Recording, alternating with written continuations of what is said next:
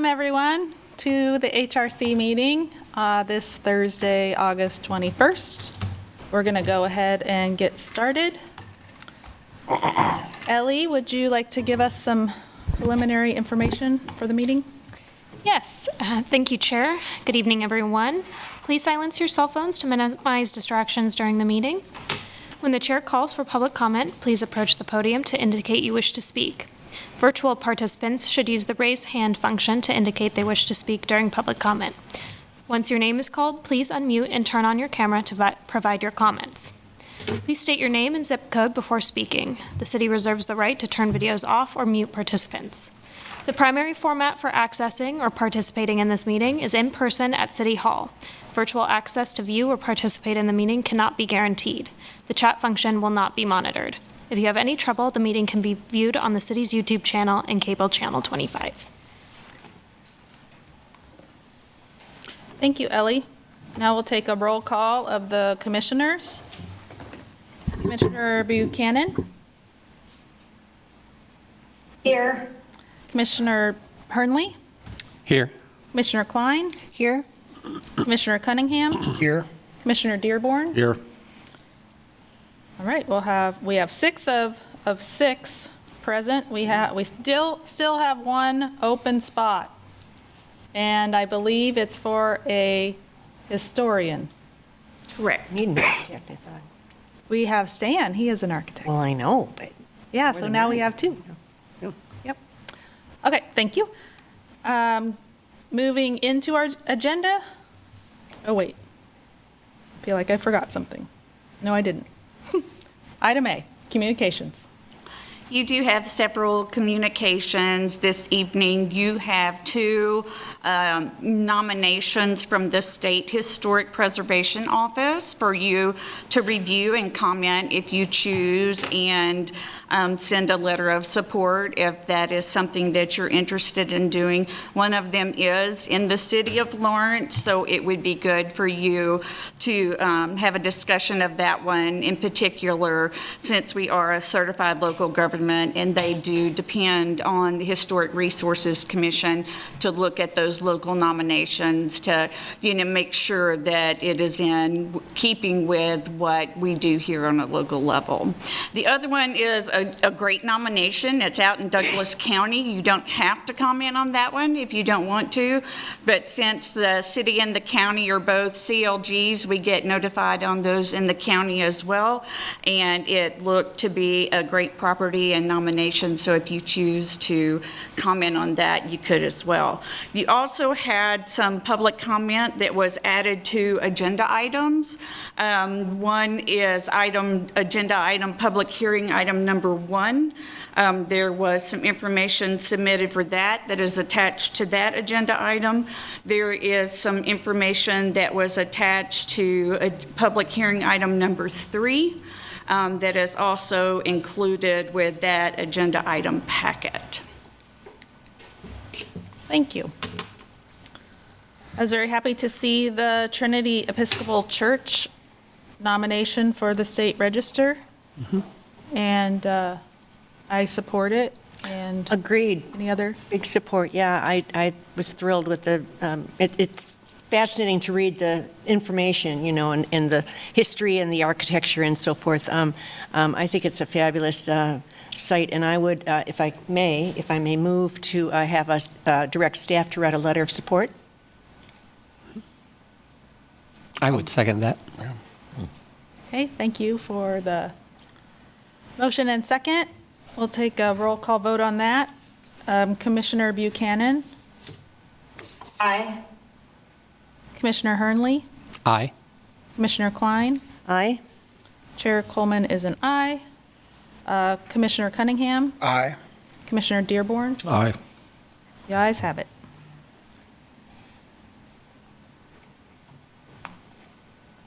And the other nomination, we do not need a letter of support, but we could. Correct. Do we have any additional information on that one? Commissioner Klein, did you do any? No, I did not. I did not do extra work on that at all. Okay. I visited the house, I don't know, probably a year and a half ago when the current owners had just bought it, and it's I'm sure they're going to use the tax credits. Yes, I would hope so. That's what they're for. Okay. Moving on to disclosure of ex parte communications. Do we have any? Nope. Okay. And declarations of abstentions for specific agenda items by commissioners? I will be abstaining from item 4 on the regular agenda. Okay, public hearing item number 4, all right. And finally, committee reports. We do have one committee report from the Demolition Review Committee, and we also have a report from the Architectural Review Committee. So Joy, would you like to give us a little information on both of those? Yes, and Commissioner Buchanan, weigh in if I missed something. The Demolition Committee has been looking to similarly sized cities and towns that have Division I colleges or universities, and similar are CLGs and have a similar population, to see what their position is, if they have anything written into their city ordinance about a demolition review. There are a handful that do, and we are looking at that language to see if what makes sense for us in Lawrence. So I think we have a couple more to look at before we wrap up our report, and we can present that in a coming meeting. Hopefully October. Yes. And the Architectural Review Committee, Stan, fill in if I forget anything. We met a couple weeks ago on the property on 6th Street that will be a doctor's office. Can't remember the address. Across the street from Pinckney School, more or less. And had some requests of the design architect, talked about some different strategies to make that design more compatible with the context areas of the two listed properties. One is residential and one is a park, and so that makes it even more exciting because there is a lot there. You don't want it to match the residential, and you also don't want it to look like a park structure, so there we go.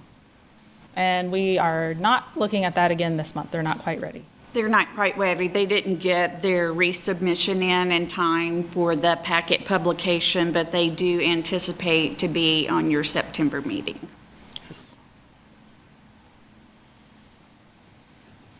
Okay, thank you. Moving on to Part B, consent agenda. Has everyone seen the consent agenda and the items? Yeah, I would like to, is this for both the 1 and 2, the agenda item report and Yes. the minutes? I wanted to amend an action summary in the minutes of the April 17th meeting for the action summary for HRC 25003, which was the action summary for 700 New Hampshire on page 3. Okay. It was defeated 2-2, but I am listed as one of the ayes, and I voted nay. And Dearborn is listed as one of the nays, and he voted aye. So I just want to get that corrected. Okay, Yes, thank you. Yeah.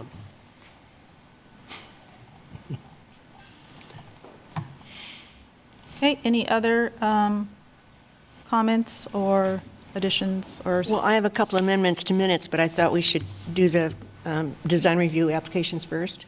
We can.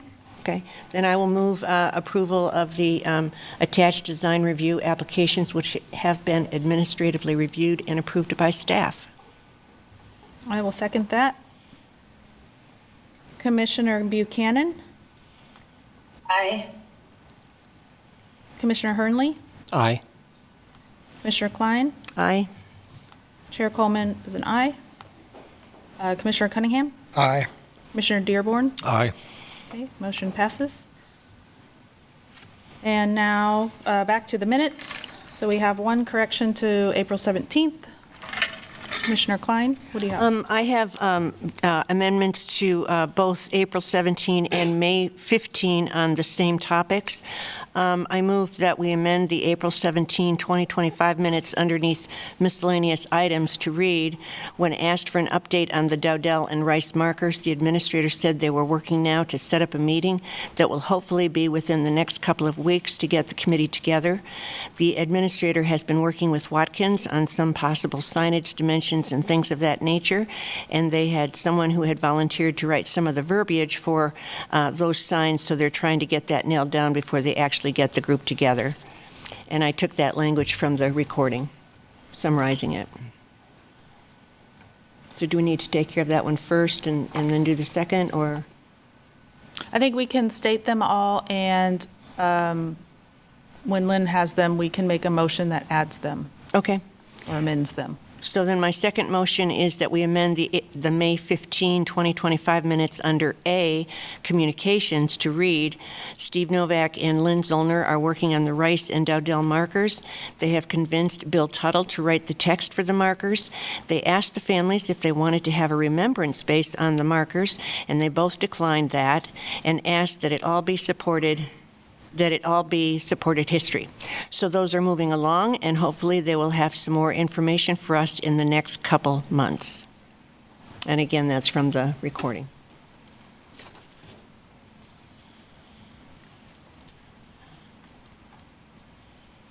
Okay, thank you. I move that we accept the minutes with the switch to the vote on April 17th of the 700 New Hampshire vote, and the addition of the Rice and Dowdell marker update to the April 17th meeting. And also the addition of the Rice and Dowdell marker update to the May 15th meeting, both of which can be summarized from the recording. I'll second that motion. Thank you. Okay. We'll take a roll call vote. Commissioner Buchanan, Aye. Commissioner Hernley, Aye. Commissioner Klein, Aye. Chair Coleman's aye, Commissioner Cunningham, Aye. Commissioner Dearborn. Aye. Okay, motion passes. Moving on to Part C, public comment. If there is anyone in the audience or online that has comment on an item that is not on the agenda tonight, now is the time to speak.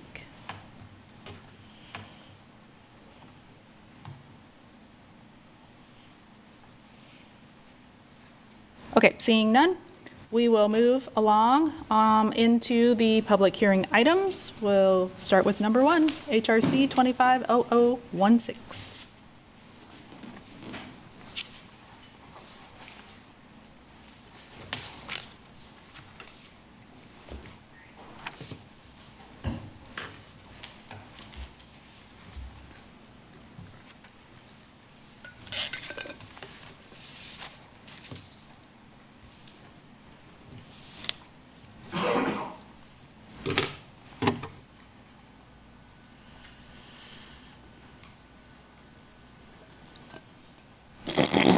Okay. Thank you, and good evening, Commissioners. My name is Avery Kerner, and as the Chair mentioned, this next item before you this evening is, or the first item before you this evening is item HRC-25-0016, and this is for a request, this is a request for a residential addition located at 2115 Barker Avenue. The applicant's request includes removing the rear portion of the existing structure on the west side of the existing structure and replacing it with a new addition on the west and southwest sides of the structure. The new addition would be approximately 719 square feet and would extend into the south side yard of the existing structure.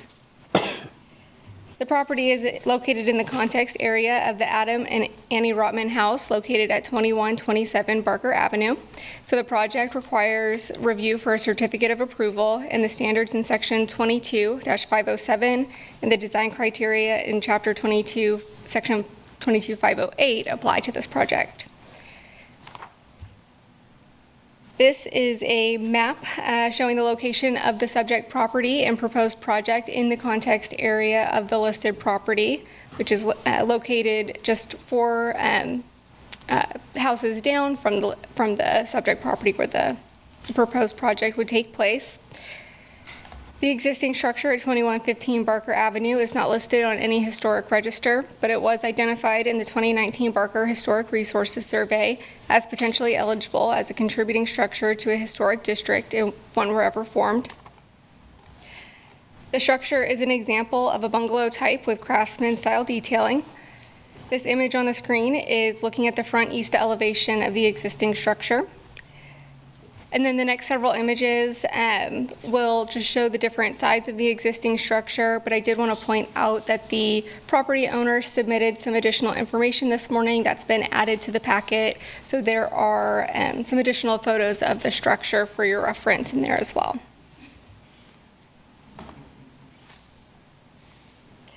So this is the existing south elevation of the structure. This area here at the rear is the portion of the existing structure that would be demolished and replaced by an addition.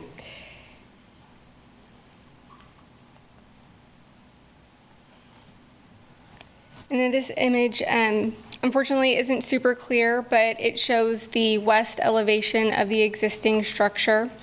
And on this image, you can see here that this portion is what would be demolished, and that area does not cover or extend the full width of the existing structure. It stepped back just a little bit from the north side of the existing structure.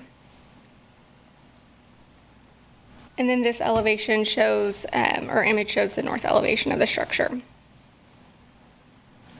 This is the proposed site plan for the property, showing the location and footprint of the new addition in gray. And then the area that is outlined in red is where you can see that the addition would extend into the side yard of the existing structure past that south wall plane of the existing structure. So this portion of the addition that is outlined in red would also be visible from Barker Avenue. Also highlighted on the site plan here in yellow is an existing sanitary sewer line that runs across the property into the rear of the existing structure. Structures are not permitted to be constructed over utility lines, so the location of this line is part of the applicant's reasoning for proposing the side yard addition where it is.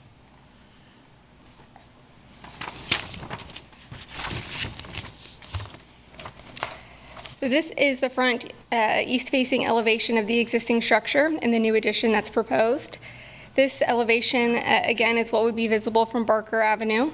And the red line down the center helps to differentiate between the existing construction and the new construction for that new addition that's proposed.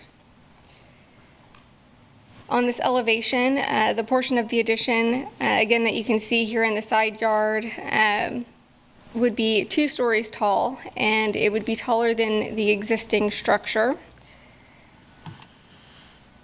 And then I do want to point, well, I guess let me get to this first. So this elevation would have a raised porch with steps and a sliding patio door on the ground level, and then a balcony with 2 doors on the second level.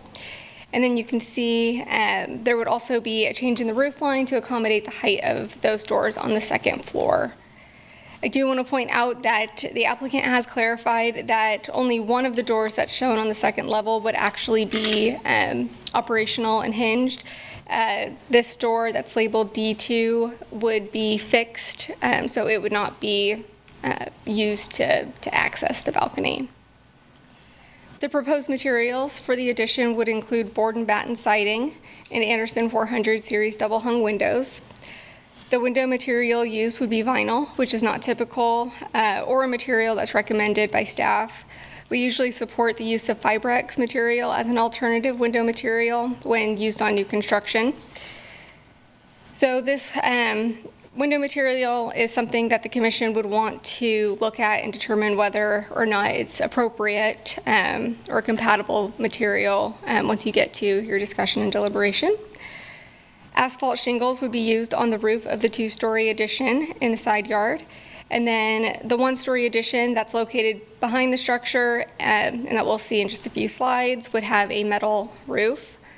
The deck and balcony materials would be treated wood with painted skirt and railing components.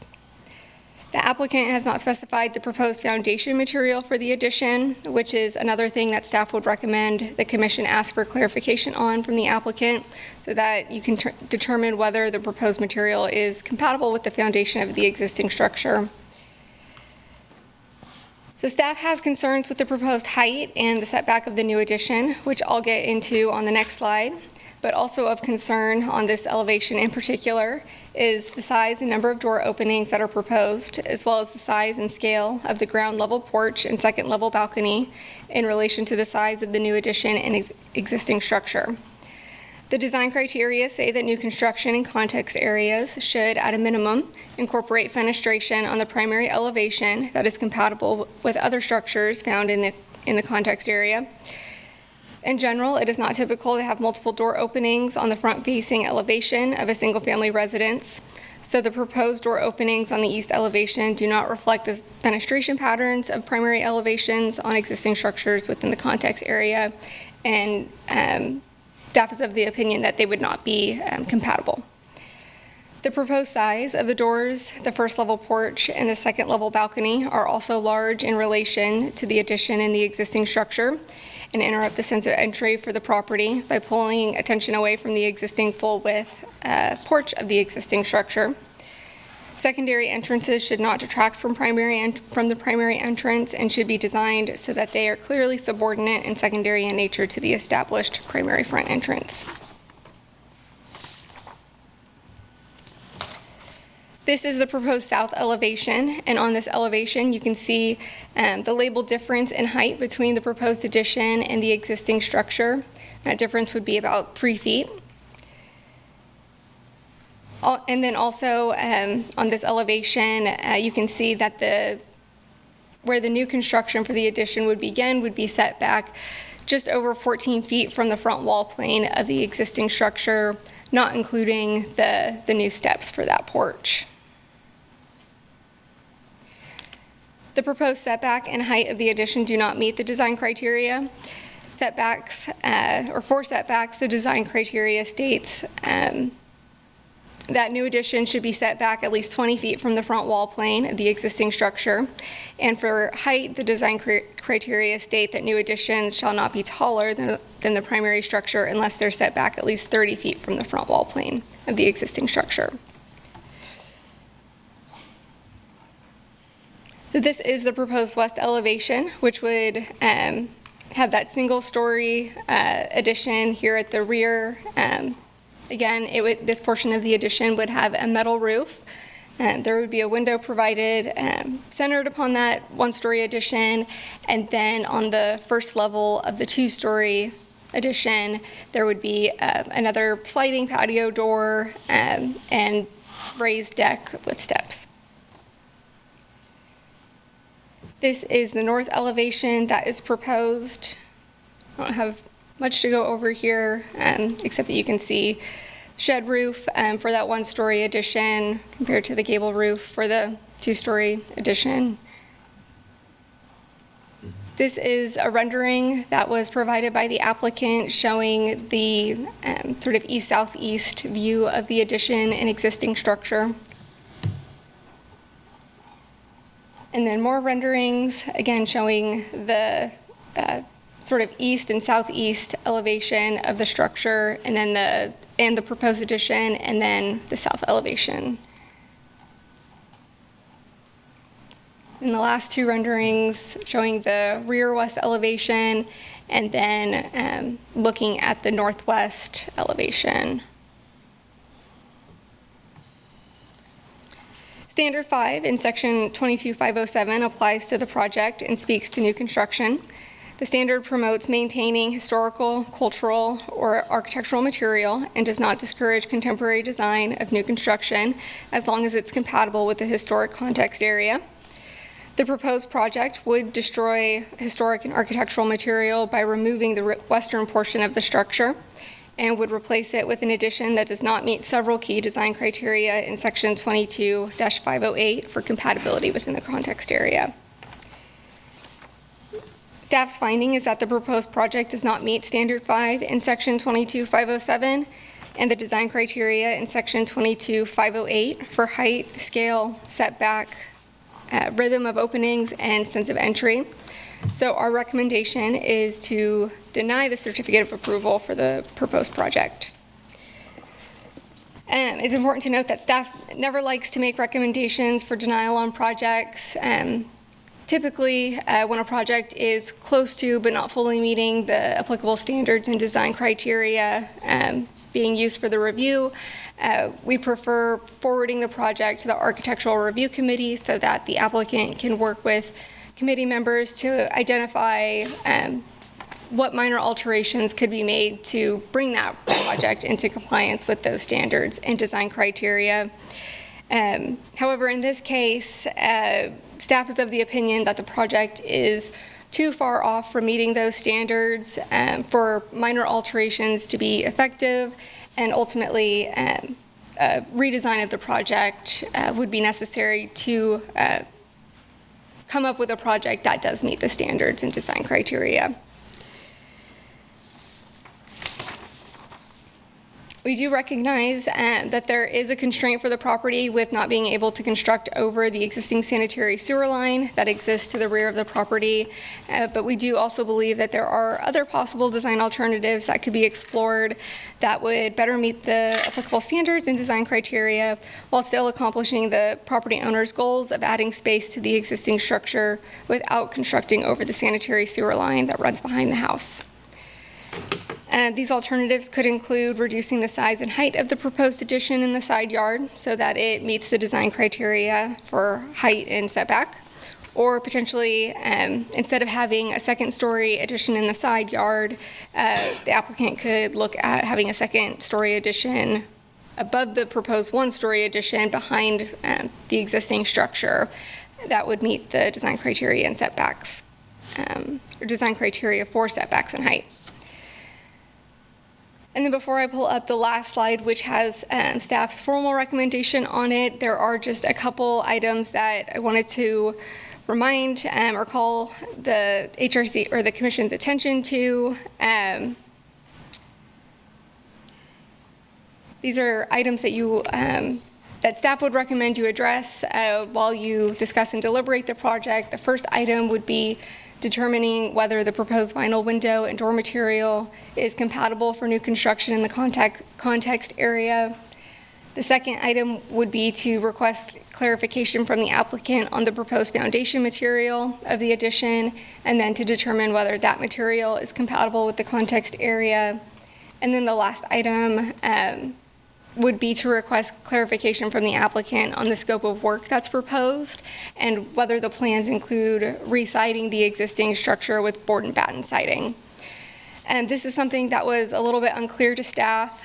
The drawings that were submitted do show board and batten siding for the existing structure. Staff didn't catch that initially or in our initial review of the plans, and so before publishing the staff report, we reached out to the applicant to try and get some clarification on that. They shared that that re-siding the existing structure wasn't part of the scope of work, but then the additional materials that were submitted by the property owner tonight maybe indicate that re-siding the structure may be included. So again, that recommendation to the HRC from staff is to just get clarification on that. If the project does include re-siding the existing structure with board and batten siding, staff would not support that portion of the project since that work would not meet standard 3 in section 22507. Standard 3 states that in cases of deterioration, historic material and architectural features should be repaired rather than replaced. And then when replacement is necessary, the new material should match the feature that's being replaced. So again, staff's recommendation is to find that the proposed project is not compatible in design and material, and therefore does not meet Standard 5 in Chapter 22, Section 22507, and does not meet the design criteria for height, scale, setback, rhythm of openings, and sense of entry in Chapter 22, Section 22508, and to deny the certificate of approval for the proposed project. And then, as a little asterisk, if the scope of work for the project does end up including re-siding the existing structure with board and batten siding, staff's recommendation would also be to find that the project does not meet Standard 3 in Section 22507 for the repair and replacement of deteriorated architectural features. And with that, I'd be happy to stand for any questions. In looking at the photo of the north side, I think, I don't remember if it was north or south. It looked like the west addition or the west area of the building has had some change. You said it was the north elevation? Yeah, not, well, there's another one that shows more of the west side. There's west. There, that one. This is the south elevation. Okay, So south this is where elevation. the addition would be. Right, so that, the west part with the 3 windows, the proposal is to remove that. But can you tell me what's happening on the roof? Like, it doesn't look, it looks original because of the siding? So there was a lower pitched roof that's been built over with a higher pitched roof. Oh, is that what's happening? It's a Okay. double, yeah. So, okay. So, but That's what that, it looks like. oh yeah, that's what it looks like. Yeah. Okay, sorry, I was confused. Okay. Because it looks like an addition, but not an addition. That the property owner may be able to provide some additional insight on that. In the images that were submitted, it looks like the foundation was maybe cinder blocks, whereas the rest of the structure clearly has this stone foundation. So it Yeah. could be that that was a later addition. It's typical that, you know, a summer kitchen or some screened-in porch or something could have been that. You see that on different houses, so. Okay, thank you for, So, Avery, it looks like the windows have been replaced in the existing house. Is that correct? Correct. Based on the additional information that was submitted by the property owner and added to the packet earlier today, it does look like those materials indicate those windows have been, the existing windows were replaced and sizes altered. Yeah. Is it a question for the applicant of when that occurred? Yeah, I think Lynn and I pulled up the property and didn't find any permitting history, so we don't know exactly when the changes to the windows were made and when those were replaced. It could be that it happened prior to listing of the Rotman house. Gotcha. That listed property was added to the register in 2018. Okay. And so, again, alterations may have happened before 2018, but we don't have much information on the permitting history for that. Okay. and we're reviewing it because it's in the context area of 2127 Barker, Yep. Correct. but there's no other overlays. Yep, it's just the Chapter 22 review for context area. And can you back up? When you said that with the utility line and the sewage line that runs to that property, are they at the same location? Like, does the sewer line kind of run underground where the utility line runs? So that's the same line that's Yeah. referenced. Sorry, I probably used some terminology interchangeably, but the yellow line, it's one existing city sanitary sewer line. Typically, those are located within easements. This one, however, is not. But regardless, the city code does not permit constructing over those. So there's no way that it could be expanded farther back? They would still have to be set back a certain distance from the sanitary sewer line. It was a little hard to compare the dimensions that were shown on the site plan with the dimensions shown on the elevation drawings, but it does look like maybe the proposed addition does step further back into the side yard.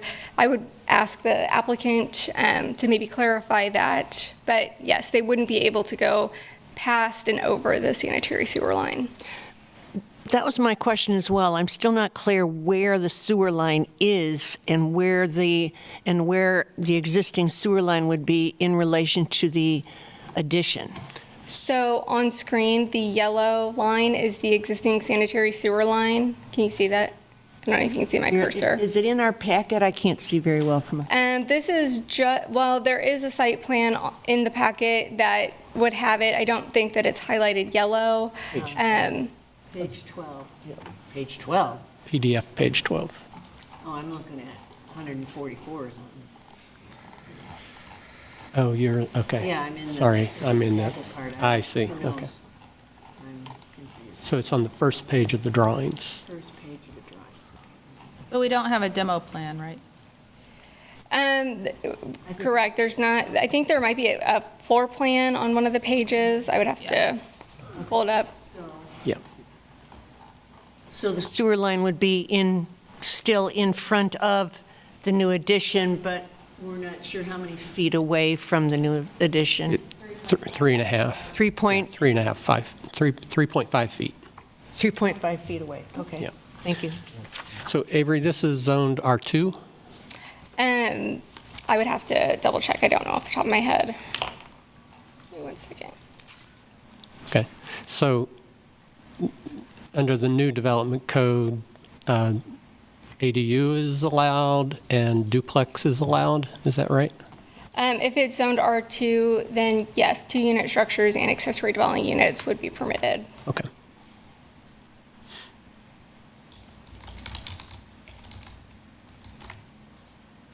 Any other clarifying questions for Avery? Nope, okay. Is the applicant present, and would you like to say something? I am. I don't know how much of this I really want to use anymore. The zoning is R2. Okay. Let me just Thank exit out of that for you real quick. Did you want to share the images that were? I think only if they have questions on them. Okay. After I've talked to the two of these folks here, we can withhold them unless you guys have questions on it. I had a speech. I'm not sure how much of it is even that necessary. A lot of what I was arguing, I think there was information that was presented to me today that makes me think that it's probably not too necessary. As you can see, we're kind of in a rock and a hard place here. We've got a sewer line that pretty much prevents me from going any further towards the west, and the back room needs to come off. It's not super obvious in those photos, but it is leaning and has been since I bought the house back in 2007. It is just a cinder block foundation.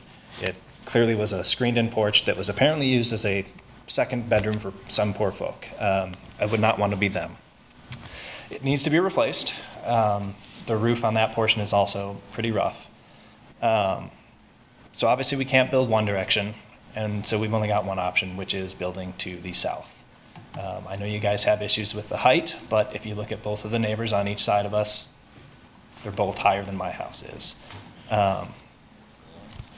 If you look at the current windows, those have all been replaced. I did it, and I am not a professional. So the entire plan that I have gone into with this house when I bought it was that I would do what I can and do a serviceable job, and then when the time comes to reside the house, because I've never cared for it, I would have somebody that is a professional do it and do it properly. So here we are. We've got an addition. I would like to do it the way that I would like to do it, but unfortunately, I have a neighbor that has applied for the preservation, and now I am not able to do that. When this was brought up back in 2017 or whatever year it was, a bunch of us got up and spoke in opposition to it. My specific concern was that I would lose the right to do what I want to do to my property, despite the fact that I have owned it for almost 10 years at that point. And here we are, I'm being told I cannot do what I wish to do to my own property. So, I can answer whatever questions you have on that house. The siding is definitely in extremely rough shape. It's not just that I don't like it, it is bad. A lot of those windows, when I replaced them, what I ended up doing was patching open spaces with plywood and then using the reused shingles that came off that were in decent enough shape and slap them back up there. They're not something that should be there permanently. And replacing cedar shakes now is extremely expensive, and when you don't like the look, that's kind of a hard pill to swallow. So I don't know what else I really have to Could you say. tell us more about that west side, the old porch? What would you like to know? So it's a cinder block foundation? Cinder block foundation. From what I can tell, it was probably built in the 40s. When I was trying to add insulation underneath it, there were old newspaper stuffings, a can of, there's an old joke that my mom said, it's some tin of something. It's like some tobacco or something like that, also from, roughly the 40s. So my guess would be that that was probably when it was built, and I'm pretty sure it was just a screened-in porch at the time, and then somebody threw some windows on there and then enclosed it, but it wasn't insulated, and it's not a fun room to be in 8 months out of the year. So, yeah, and you can tell the pictures don't show it great, but if you look at the siding on the side, it's just slapped together. There's holes. I get wasps all summer long. It's pretty fun.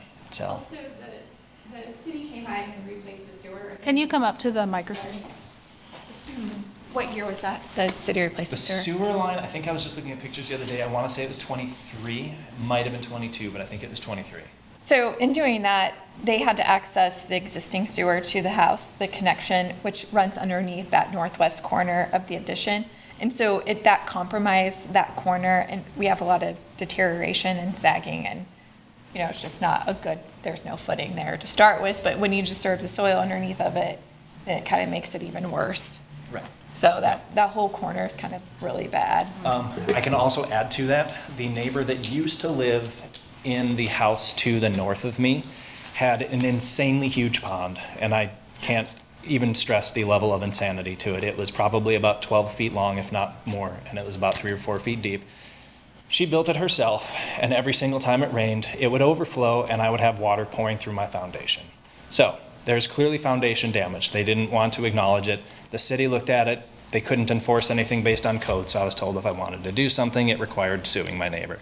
Not something I really cared to do, so I didn't do it. They're gone. The new neighbors are great. The pond went away. Water has stopped seeping through the basement at record speeds when it rains heavily. Great. So we do know it was the pond. There is no question about that. But the damage is still there. There's no question about that. So replacing this room, tearing it off, and rebuilding something else addresses physical damage that is not worth preserving. It's space that is needed. 2 adults and a 13-year-old girl don't fit in that house. They just don't. It's way too little. So. I have a question for you. Based on how close it is to the sewer line, only 3.5 feet, and based on the damage that's already been done to that foundation, your proposal includes a basement for storage. Yes. Which is, why it adds that extra feet to the height of the building. Are you afraid that there might, if this was to go through and be built as you have it designed, are you afraid that there might be like leakage or potential for flooding by having a basement that close to the line? I would hope not. Not if the sewer line is in decent shape, which I know they did the reinforcement stuff in recent years. I don't know how recent that was. I met with a couple people from the city back in, it was probably around 2017, 2018, somewhere in that ballpark. It was after the preservation. And they had commented on how they apparently put fiberglass in the sewer line and they use steam to expand it, and that reinforces it. Doesn't sound like it's a permanent fix-all, end-all, be-all of sewer line repairs, but it is, repaired to their best ability. And when they were doing things in the neighborhood or replacing the manhole, my line was completely replaced there as well. In fact, they made a mistake and replaced the wrong sewer line out of my house, so that was an interesting problem. But Anyway, so yes, hopefully that answers that. But no, I don't have any concerns about that. At least I would hope not. We are planning on leaving. I have a double lot, and we're planning on leaving the back half of that open enough so that if the city does need to get to it, because I know they say they don't really want anything within 7 feet, and I know we're already closer to that just as we are right now. That back half will be accessible. It probably means that they'll have to dig by hand or whatever, but we'll leave it accessible. I have no plans to make that more difficult for anyone than it already is. So this may be a clarification question from staff. Is there not a recorded easement for the There is not. sewer? I can actually tell you, the city has informed me it doesn't exist. So in theory, I could build over it if I really wanted to. I would not like to, but in theory, I could. What is the height of your addition in relation to your neighbor on that west side? How tall is the neighbor's? I'm assuming you mean the south side. South side, The is that? yellow house that's on the south. They were just a little bit higher. They're probably about 3 feet or so. The house on the other side is significantly more than 3 feet on the north, but the one on the south side is probably roughly about 3 feet or so. And that is in one of the pictures that I submitted, so if somebody wants to show it, I'm happy to show you that picture. Yeah, I was just trying to recall. Yeah, most of it will show you just windows that I have replaced. One of them was filled in, but there are 2 pictures that will show you the 2 houses. What can you tell us about the loft? The one that's proposed to be built, or the one that Yes, the one that's The one that's proposed going to to be be built? built, yes. What would you like to know? Why is it labeled storage only? Good. You're saying the new one? Yes. Why is it being labeled as storage only? Yes. Yeah, it won't be. Oh, yeah, I'm sorry. If that was a question, sorry. It's not planned on being a bedroom. Okay. It's just giving me space that I do not currently have. The 1 bedroom is not quite enough, and so that's just a little bit more space. So if I can ask a question, you're familiar with the overall design specifications Correct. in general? Yeah. So the question is, you've submitted something which fails the specifications on multiple points. Correct. I wasn't the one that drew up plans, so I can't specifically tell you that. I am now aware of a lot of these requirements and things that it may not meet the criteria of. That being said, options are kind of limited. If I can't build one direction, I can only go to the left. Adding a basement, especially when there's been foundation damage, if I'm going to dig that far down and repair a foundation, I feel like I may as well add a basement to it. I mean, it's not like I don't feel for you. I totally do. I 100% understand the situation, but the specifications kind of are what they are. And it seems like a lot of time and money has gone into designing something, which honestly I'm totally fine with, except it can't be built here. It could if you said you were okay with it. No, there's specifications we have. To say that. Well, I wouldn't Could. agree. You feel for me, so you could say that. Yeah. Well, I love that you're saving the house Thank you. I do too. I love the house. I've been there, 17 years now? and Love it. replacing It's not that going anywhere. I'm broken not selling it. down west part. Yep. That's great. I am curious why the tower rises up separate of the house. Did you think about? So I can tell you, my first plan was to build onto the back room and add up. And unfortunately, It won't. if you wanted to know, the inside of my house is nothing worth preserving at this point because it's not original. I have gutted the entire place all the way out to the exterior walls, and part of that included gutting the ceiling. So it is a very open, vaulted ceiling look, but because I did that, there is not enough room to add a sizable enough expansion up without having problems with stairways and whatnot. It would just be a lot of money spent on a stairwell that goes to a hardly functional room. But believe me, if I could have gone any direction, it would have been back and it would have been up, and we wouldn't be here right now. I would not have minded going that direction at all. But it just does not give us enough space to do much of anything useful with it unless we build to the south. But up above the addition, the west addition, the new part. Correct. It's not a sizable enough footprint to get stairs up there. If you were to put a stairway in there, you'd be pretty limited in what you could do with a room, because that room already is small enough that it's not terribly functional. It's basically used as a storage room, and it's kind of where things go to die in my house. But if you were to actually put a stairwell in there to get up to a second floor, it would be money spent on basically nothing. It just would not. So there's there's a stair going to the new basement, correct? Yes, it's going to be relocated from where it currently is. Currently, it's a stairway to the, well, currently the stairway is going to become a bathroom, and then there's a stairwell that's going to be put in a new spot. So in terms of taking up space, a stair that would go up to a second story, if it's stacked on top of that stair, in essence, it wouldn't take any more floor space. I guess I would need to see what you're saying on paper. So I'm not saying you're wrong. I just, The stair that goes to the basement has open space above it, because you can't use the space above it, but you could use that space for a stair going up to a second story. What I couldn't do was have roof bearing on existing roof because it was Right. rented by the homeowner. I understand Okay. that. Yeah. Yeah. I'm just saying that the stair going to the basement could have a stair right above it that goes up to a second story in the new addition. That's behind the west side. But Not you'd have to incorrect. add supports through the existing house to support the second floor. Oh, it would have to go back around, but yeah. yeah. Ultimately, the room itself is just not terribly large. So No, it's not. while it would be an addition, it still isn't a terribly significant one. And at the cost of what this will end up running, to me, that just seemed like money spent on Yeah. Something So I guess we're not opposed to the addition going out to the south. It's that it's so tall going out to And the south. separate from the house, Right, I guess. yeah. What do you mean? Like, it's still attached to the house. But, Right. The second. The second floor- story, yeah. The second story walls aren't attached to any part of the original house. Which affects the setback. The setback has to be, if I'm understanding correctly, you have to have a certain amount of setback Yeah, to for be able to go that high. Is that correct? Yes, that's right. Yeah. Yeah, you have to Yeah. set back. So if we don't have the setback and we're going too high, it's a double whammy. I'm referring to the drawings that were submitted. But if you attach the tower to the house, do you not even make the house more unrecognizable than what it originally was? And I'm Landon, I'm the builder. I'm also a neighbor in this neighborhood. I live directly across from the historic listed house. And I think you were on the committee when we got ours, approved. And I think everybody here is on the same page. We would prefer the addition to be in the back.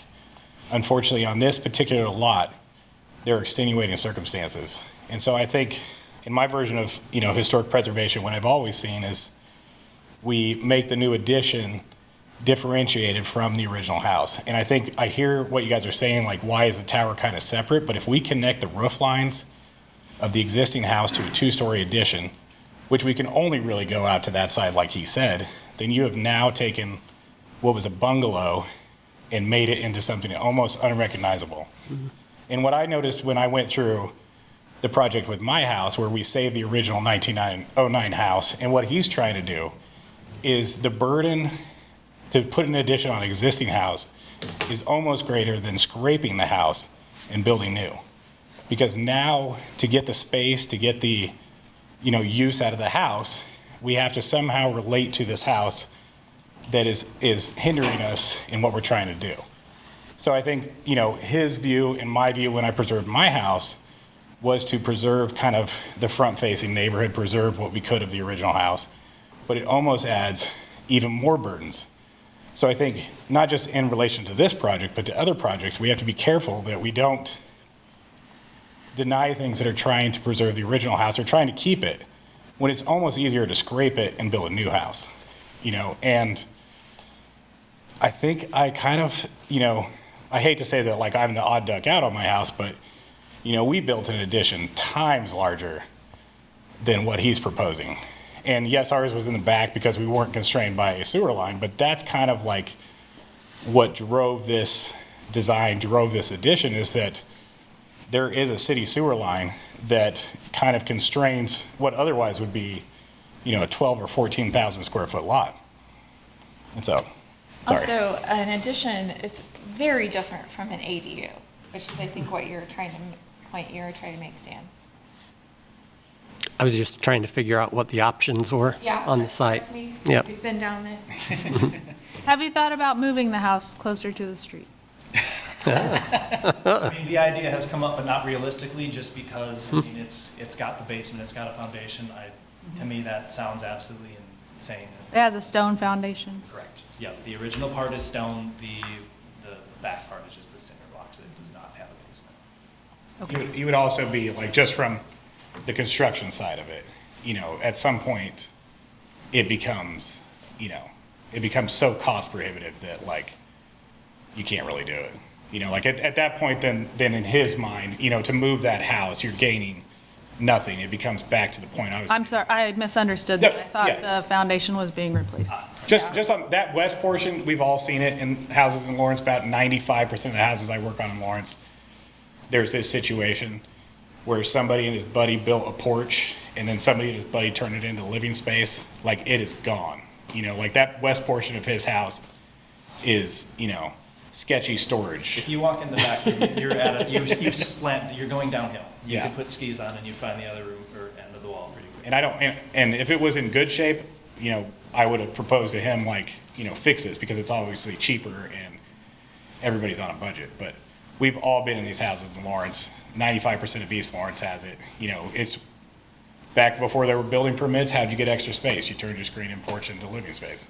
And we've all seen it. When I did my house on, you know, right across the street, we had 5 separate additions, you know, that we tore off, 4 or 5, and every foundation got worse, progressively worse. You know, it's just like, Right. I don't know what the thought was back in the day, but. Okay, any other questions for the owner, architect, or builder? Yeah, so not to harp on it too much, but is there a reason not just to call the loft living space? I mean, there's, No reason. okay. I mean, it seems If weird. it was called living space, Well, I mean, that's what it, I mean, I call it that, that's great. that's what it's going to be. I mean, it has windows, it has doors, and it has a deck, and it has everything.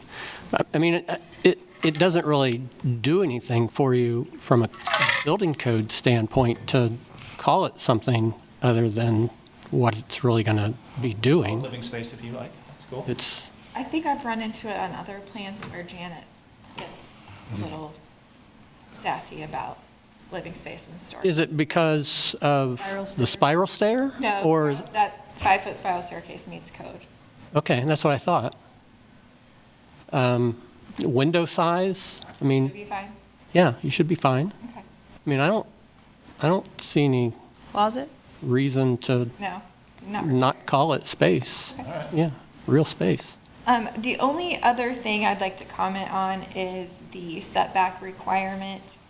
If we're designating the porch as the vertical plane on the addition as the first vertical plane, I feel like we should designate the existing porch as the first vertical plane, and then we're in 23'8". I don't think we can take the first Okay. wall vertical, call it the vertical plane of the wall of the house, and then use the porch as a measurement. It's either porch to porch or wall to wall. Okay. We can't pick and choose that. But you still don't meet the design standard, For, which is 30 feet, correct? I never found a 30 feet, but that doesn't mean it's not there. I saw a 20 feet. I don't know offhand. Okay, okay. I believe, just from looking through this, I thought it was 30 feet. Was the 30-foot if the addition is taller than the house? It's for the height design criteria. What so chapter? say they get Avery? It's the design criteria for height. So it would be in 22-508, where the visuals are. I saw the 20 foot, I didn't see the 30 foot. I think it's just if the addition is taller.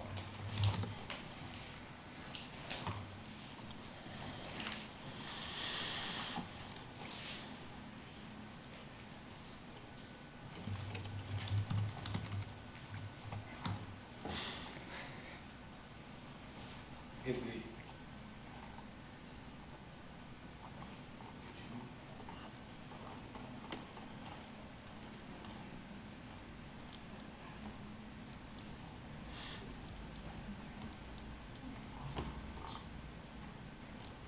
Is it one of the, Avery, I'm you in want to the go wrong. put the code section up on the,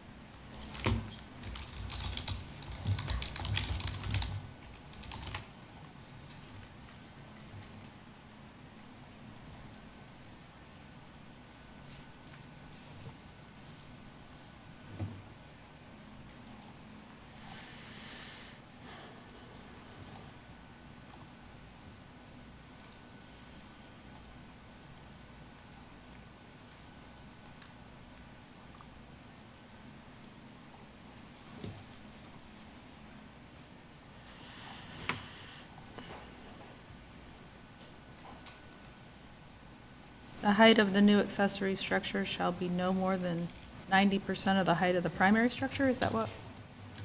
No, she's going to put it up there for y'all, Okay, because this is an addition. right. And that would be a new primary structure. Okay. So that's on screen for you. And it would be the second paragraph of text for that criteria.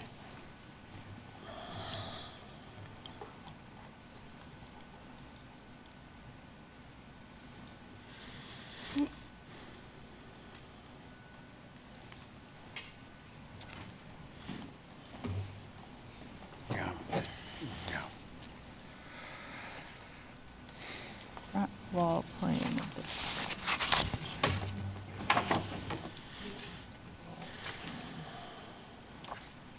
Okay, thank you. Would you like me to leave this up for now? Yeah. Yeah. Or do we want no, we all have our packets. Well, this is a tough one. It is not a listed property. You can sit. You need public comment. Oh, yes. Sorry. I do have, I've got one question. Oh, yes. Regarding the sewer line, if they are within 3.5 feet of the sewer line, and somebody at one point said that the city would prefer them to be 7 feet from the sewer line, how much does that change what the applicant's proposing if at some point they're told you can only be 7 feet from the sewer line instead of 3.5? Can I answer that a little bit? Yes, please. With the lack of easement, I don't believe it matters. I could be wrong on that. I am not a legal expert. But I believe we were told they like people, or the rule normally is that you have to stay away from sewer lines 7 feet in all directions. But without that easement, it doesn't apply. They literally told me I can build over it, just please don't. So I am please don'ting.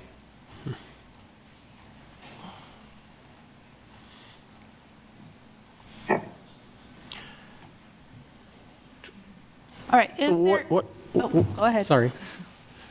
What about the addition not going over it, but an upper level deck going over it?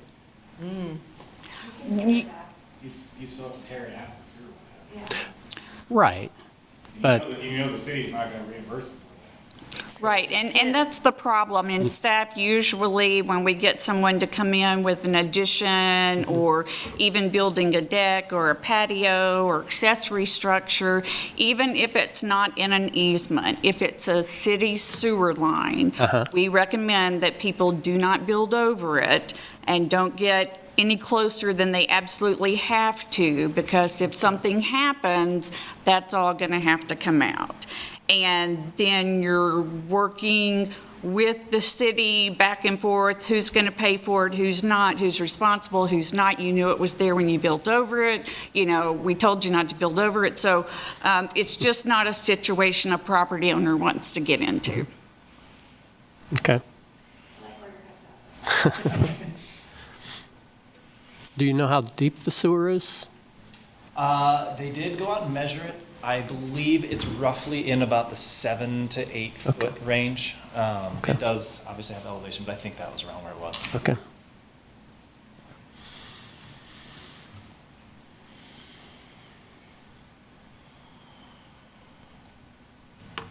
Okay. Public. Okay, now we're ready? If there is any public comment on this item, now would be the time to make it. Is there anyone who would like to speak?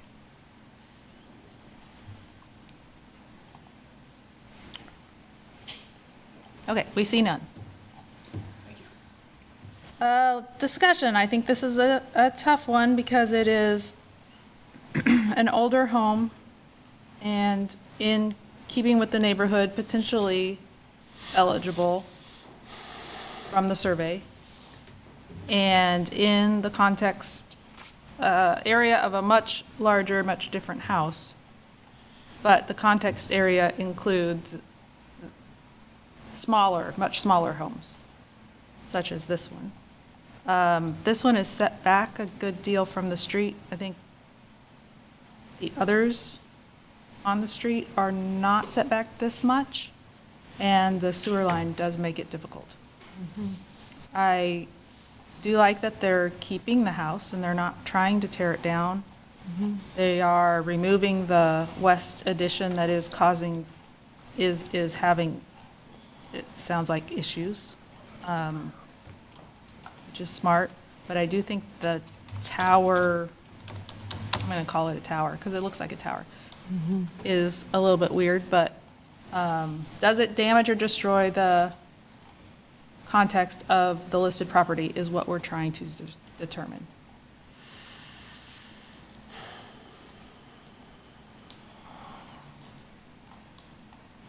Well, again, just from a purely aesthetic perspective, yeah, the tower stands out, and the whole addition and the tower seem to dwarf the original house. So that's where I'm falling on the, as David was saying, the Chapter 22 guidelines.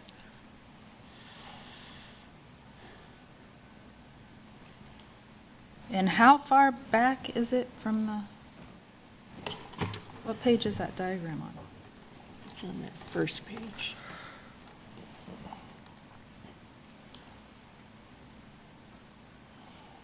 So the existing house is 42.96 feet from Barker.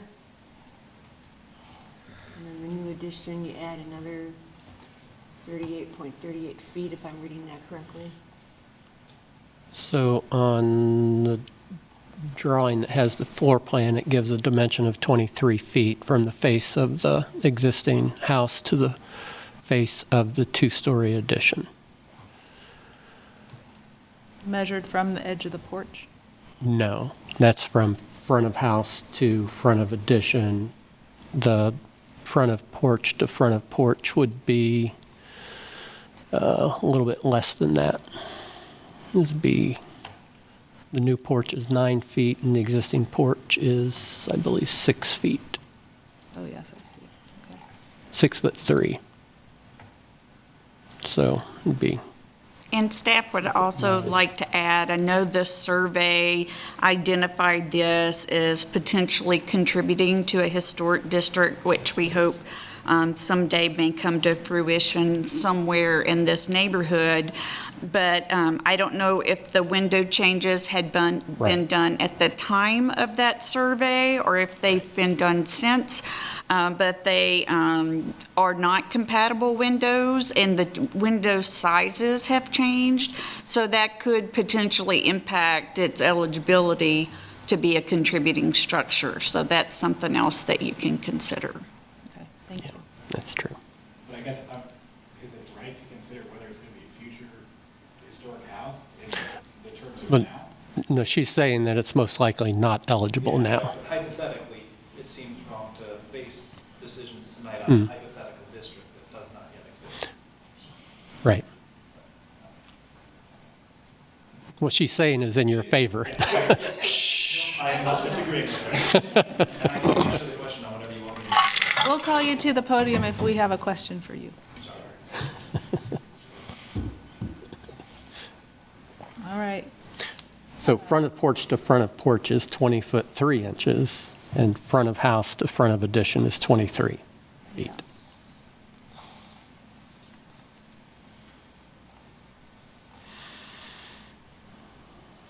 I do have a question for the applicant. I want to kind of go back to the siding on the original, siding on the original house.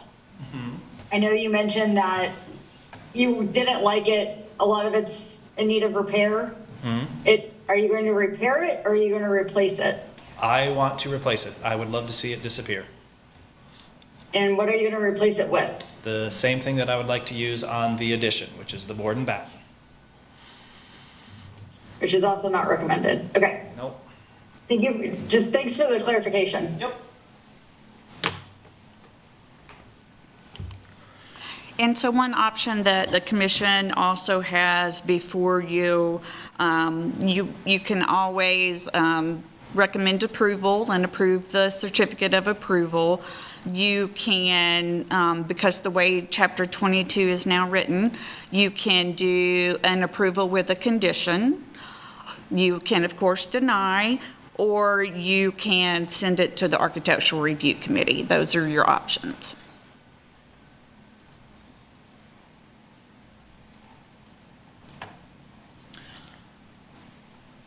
That's why I'm wondering if it could be sent to the ARC to find some ways of making it work. Maybe not with all the guidelines, all the criteria being met, but at least more of the criteria being met, if that's possible. Again, I can't judge it on the architecture at this point. But there's so many of the guidelines which are just not even being addressed. It's almost like the guidelines weren't even factored in. Well, the windows, the roof, the height, those are things I think could be talked about with the Architectural Review Committee. Materials. Those are things that could be discussed. Right. I don't know that we would be able to tweak the addition so that it met the height or the setback because of the sewer line. Right. But there are a lot of small details that could be discussed. This is the least stringent review, though, because it's not listed. It's in the context area of a locally listed property. So it's not as stringent as if it were listed on its own on the national, state, or local register. So keep that in mind. And keep in mind, if this addition was to occur, would it damage or destroy the context of the listed property? I think it's introducing a new element, and it's maintaining the primary scale and size, shape of the primary house. So Joy, what do you think of the upper level deck over the lower level deck, the two level deck? That's a pretty strong impact. it is not Visible from the street. right. I don't think it's typical for the neighborhood because you just don't see that on historic properties. I had another quick question. Where are you going to park? Same place I currently do. I've got a driveway. I also have, it's a double lot, so I have all the space on Rhode Island if I need it. But currently, there's a driveway that goes on the south side of the house. I have a driveway between me and then the neighbors to the south. Okay, so you have, It would go straight up to the addition, basically. Yeah. Oh, if I want. okay, gotcha. So from Barker up to the addition, or you can come in from Rhode Island, is what you're saying? There's no driveway or anything from Rhode Island. Oh, there's not, okay. But it's just parking along that street, but then otherwise, yes, Or- I have a Oh, driveway. you don't have an alley between? No, that's where the sewer is. Oh, right. Duh. Thanks. Yeah, really the only thing we could do, the back stairs are going over the sewer. Yeah, they are. The back stairs are already going over. Yeah, I mean, if you tried to put some kind of, that deck on the south, which direction am I?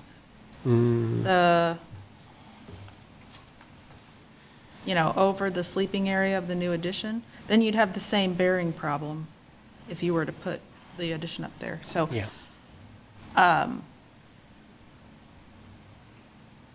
I think it sounds like everybody wants it to work, but we're having a hard time right now getting there. And so I will make a motion, we see it in the Architectural Review Committee. Because I think that's the question, if you can visualize some options, with the ARC. We can't guarantee that you'll love them. Yeah, right. There's no guarantee, but I think it'd be better to continue, better to continue discussing than to just outright deny at this point. I feel like if we deny it, they're going to tear it down and build a new house. I'd rather not. Yeah, And I won't. And he'd rather thank not. you, yeah. It's an option, but Yeah, no, it means a lot to us to have you, keep the original house. Okay, Commissioner Cunningham, you've been quiet. It's a tricky question. I mean, they can't really go back any farther because of the sewer line. I think a compromise that would work for me personally, would be if the basement was removed and then there were just 2 floors for the new construction that would be at the same height or lower than the original structure. Or to have the addition that sticks out from the south kind of bring that forward a little bit. I think the setback of 30 feet is something to take into account, but the house itself is already set back 40 feet from the house, from the street. And I think that would hopefully provide enough living space without encroaching more on the sewer line. I don't know if you would be open to those options, and if you would be, then this would be, I think, a case for the Architectural Review Committee. If that's too much of a compromise, then it would be a waste of time. I mean, if you're saying it's denied or we talk to the ARC, I guess we've got the option to go to the ARC would be my suggestion. I mean, based on the considerations that I just mentioned, is that something that you would be willing to take into account? I don't understand the basement. Yeah, I don't quite understand what I- you're saying by not having a basement or adding a second floor. I mean, we're only adding a second floor where we can currently add a second floor. I don't know where you're. There's already a basement there, Correct. so that's not, I mean, aside Not in of the being back portion, improved. Not in the western side. There's a basement under the main square of the house. So Okay. it's not the western Right. portion that's coming off, Yeah. if that helps. Well, I don't want you to have to crouch if you go into, use these rooms, but I think that by extending the basement to the southern side and then having both the first floor and second floor is what raises it up to that height above the original structure. And if there was some way that I could give to bring that 3 feet down. I'm not an architect, but aren't Yeah. ceilings typically a set height? And I'm guessing we're kind of already. Yeah. Right, so it can't, so Yeah, it it'd be would fine. either be that either the basement or one of the floors is removed, or you have the tower. And that's I think, is the kind of the main point of The contention. main goal is to bring it down. Yeah. Yeah, in your mind. Okay, can we come to a motion? Okay, I will move that where's the language? We don't have the language. That we recommend that this project go before the Architectural Review Committee to consider options that may better meet the design criteria for height, scale, setback, rhythm of openings, and sense of entry in Chapter 22. Does that sound okay? I'll second that. And materials. And materials, sorry. Yep, I'll second that. Okay, thank you, Commissioner Klein and Commissioner Hernley. We'll take a roll call vote. Commissioner Buchanan, Aye. Commissioner Hernley, Aye. Commissioner Klein, Aye? Chair Coleman is an aye, Commissioner Cunningham, Aye. and Commissioner Dearborn. Aye. All right. We're going to Architectural Review Committee. Thank you. We'll send an email out to schedule that as soon as possible so that we can try and get it on the next.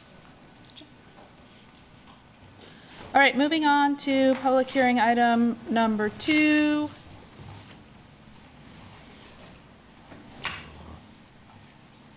HRC 250017.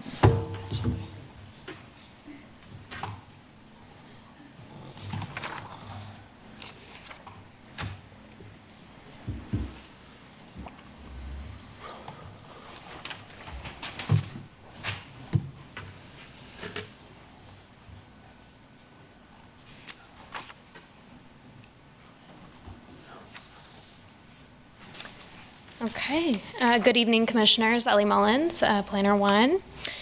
This next item is proposed new construction of a detached dwelling and accessory structure located at 927 Pennsylvania Street. The property is within the context areas of the Edmondson House at 936 Pennsylvania Street and the Man Gray Edmondson House at 946 Pennsylvania Street, and as such requires a certificate of approval for construction. So this map here shows the subject property, kind of highlighted in a thicker orange there, and then the context areas and listed properties down here in blue. So 946 there and 936. So the property is currently a vacant platted lot in the middle of the 900 block of Pennsylvania Street on the west side. This project proposes a new dwelling to be constructed at the site. The plans propose about a 1,600 square foot structure to be built along a natural slope that slopes down to the west there. So the overall average height of the structure would be approximately 25 feet, with the front facade on that higher end of the slope measuring 21.2 feet from grade, and the rear facade 30.7 feet from grade. The building will present as a 1.5-story home on the Pennsylvania Street frontage and have a walkout basement on the rear. As well, the primary building will be set back about 20 feet from the right-of-way, which fits into the varied pattern of setbacks within the context area. So here's the front east elevation of the structure. The proposed detached dwelling would be clad with lap siding with cedar texture smart trim. The plans show a gable roof with dormers, which is similar to other structures within the context areas. The roof materials will include architectural shingles, composite shingles, and standing seam metal accents on the low slope portions of the roof. So here and here. The structure includes a porch with painted wooden railing and spindles and tapered porch posts. And then the area beneath the porch will be screened by a cedar lattice skirt. As well, the plans propose a second-story rear porch and deck area that are defined by columns clad in stone veneer.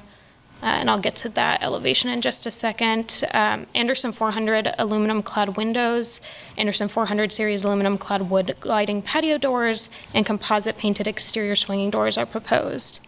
So this front facade includes a similar pattern of window and door openings to other structures within the context area, and emphasizes a sense of entry there with a front porch and stairs leading up to that front entrance.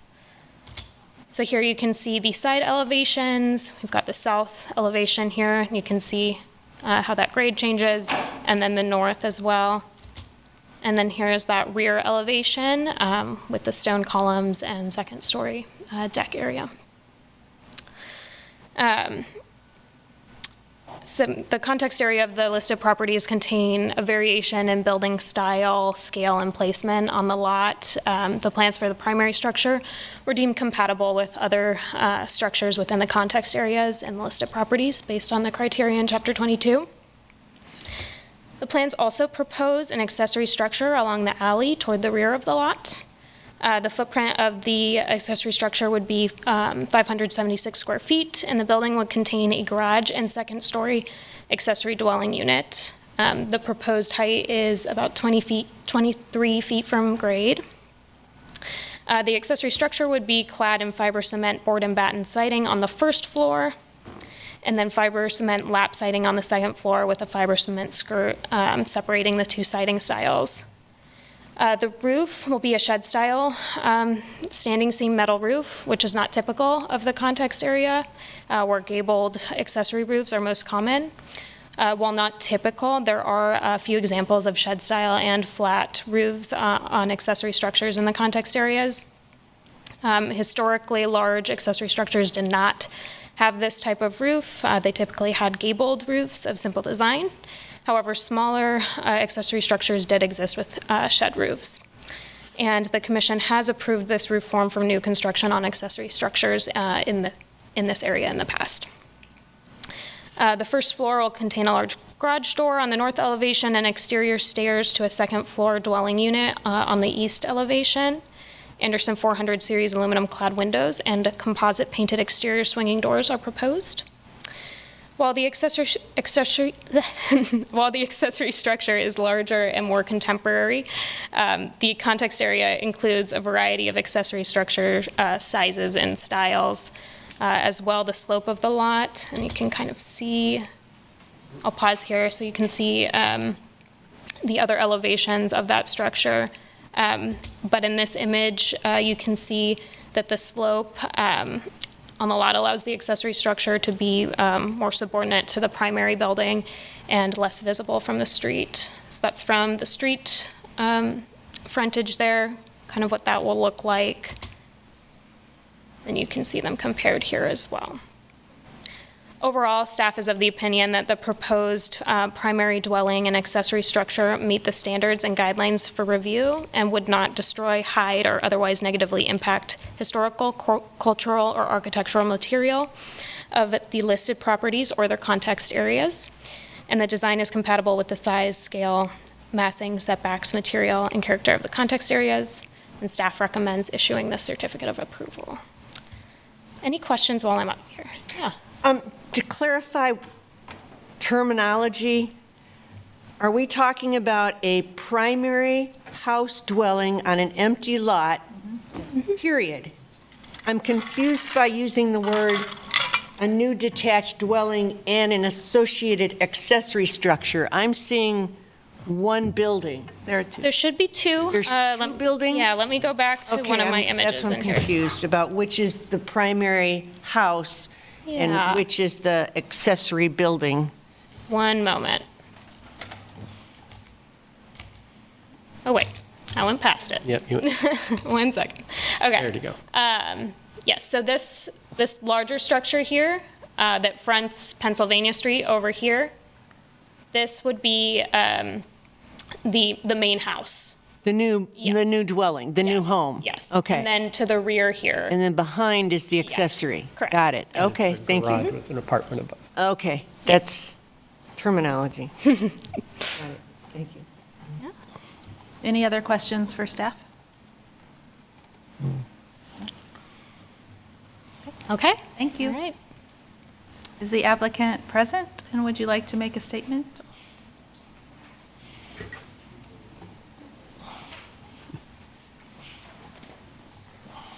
Hello, good evening. Hello. I'm Jimmy Bormolini, and I've got my partner Elizabeth here. We've lived in Lawrence for ever since college, probably about a decade now. Been looking to find our way to East Lawrence. We've lived in several other parts of the city, and we were able to purchase a lot and kind of scrimped and saved the last few years to be able to pay that lot off and then put the home we want on it. We've worked with Landon and Summer here to design that home, and hopefully Landon will be building that home soon. And really, this is the realization of our dream to live in East Lawrence. We're kind of active members of the community. We're very active in the KVKL community, if you're familiar. And we utilize Hobbs Park during the summer every Sunday.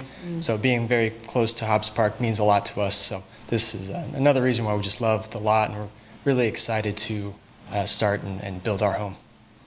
I'm happy to take any questions, but I just want to say a few words there. Thank you. Any questions for the applicant? What team you on? We're on Global Cafe right here. Oh, okay, there we go. If you need a spot for breakfast, they do it the best. Thank you. And staff will put shameless plug in right here. The Call Valley Kickball League is instrumental right now in leading the charge to get donations to rehabilitate and refurbish the stadium at Hobbs Park. Yeah. And you can do that through a donation through the Community Foundation. And if anyone is interested in that, they can get in touch with staff and we can get you that information. Sorry. There It you is a great street, and I'm so thrilled that you appreciate it so much, that you understand and appreciate the space and the Hobbs Stadium nearby, and the Brummelstuk House, right? Yep. It's on Penn Street as well, so it's a fabulous street. Delaware. Yeah, a lot of good stuff happening there. Thank you. We were really excited with the opportunity to, when it came up for sale, we're Yeah. all over it, so. Yeah. And great, I think it's a great use of the space of an empty lot. Thank you. Thank you. Okay, if there is any public comment on this item, we will hear that public comment now.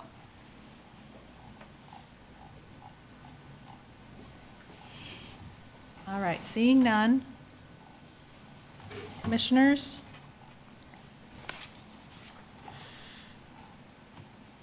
What are your thoughts?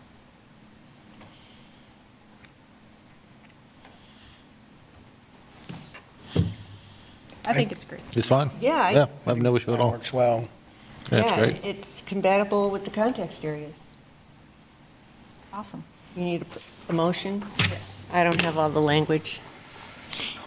I think it does help that the garages, or the accessory dwelling and the garage are at a lower elevation. It makes it a little less competitive with the main structure. Yeah, the hill helps. Yep. And how it's at the back of the property. Yep. Yeah. Okay, I'll make a motion. Is that all right? Sure, please, go.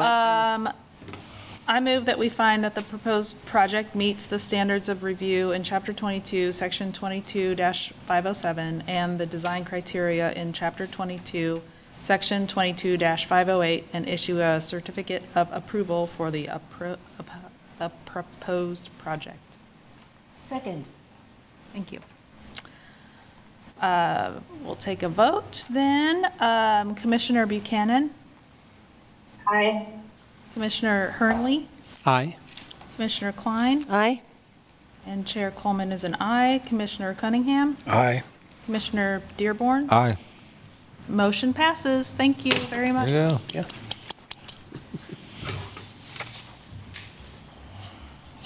All right, moving on down the list to public hearing item number 3, HRC 250020.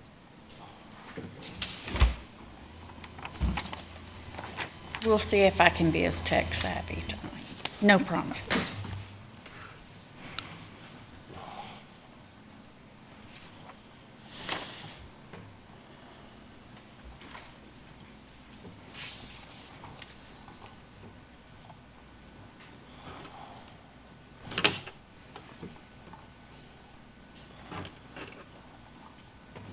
Lynn Braddock Zollner, Historic Resources Administrator for the city, here this evening with a very exciting infill project that this is a property I've looked at for a long time and thought, oh my goodness, what's going to happen here? It is at 1218 Mississippi Street. It's a vacant lot. It does require a certificate of approval because it's in the context area of the Snow House, and it is also located in the Hancock Historic District UC4 of the ORIAD Design Guidelines. Previously, the property line between 1218 Mississippi Street and the property to the north was adjusted, and when it was, part of this property is in the National Register Historic District, and part of it is not. So since about a third of the property is listed as part of that historic district, and there has not been a boundary change, this does require state law review. And this is the Snow House here in blue, the subject property, and this light green area. And if you'll notice, the red is the National Register Historic District, and so this is the portion of the property that's included in the National Register District. And then when you see the site plan, you'll notice that part of the new construction does go into that area. Let me go back just a minute, though, because just want to point out that to the south is the KU parking garage. So was that property the Tudor that was torn down? Is that why it's part of the district? This property was vacant when the historic district was done. So it's been vacant for a while. I didn't go back and check Okay. Yeah.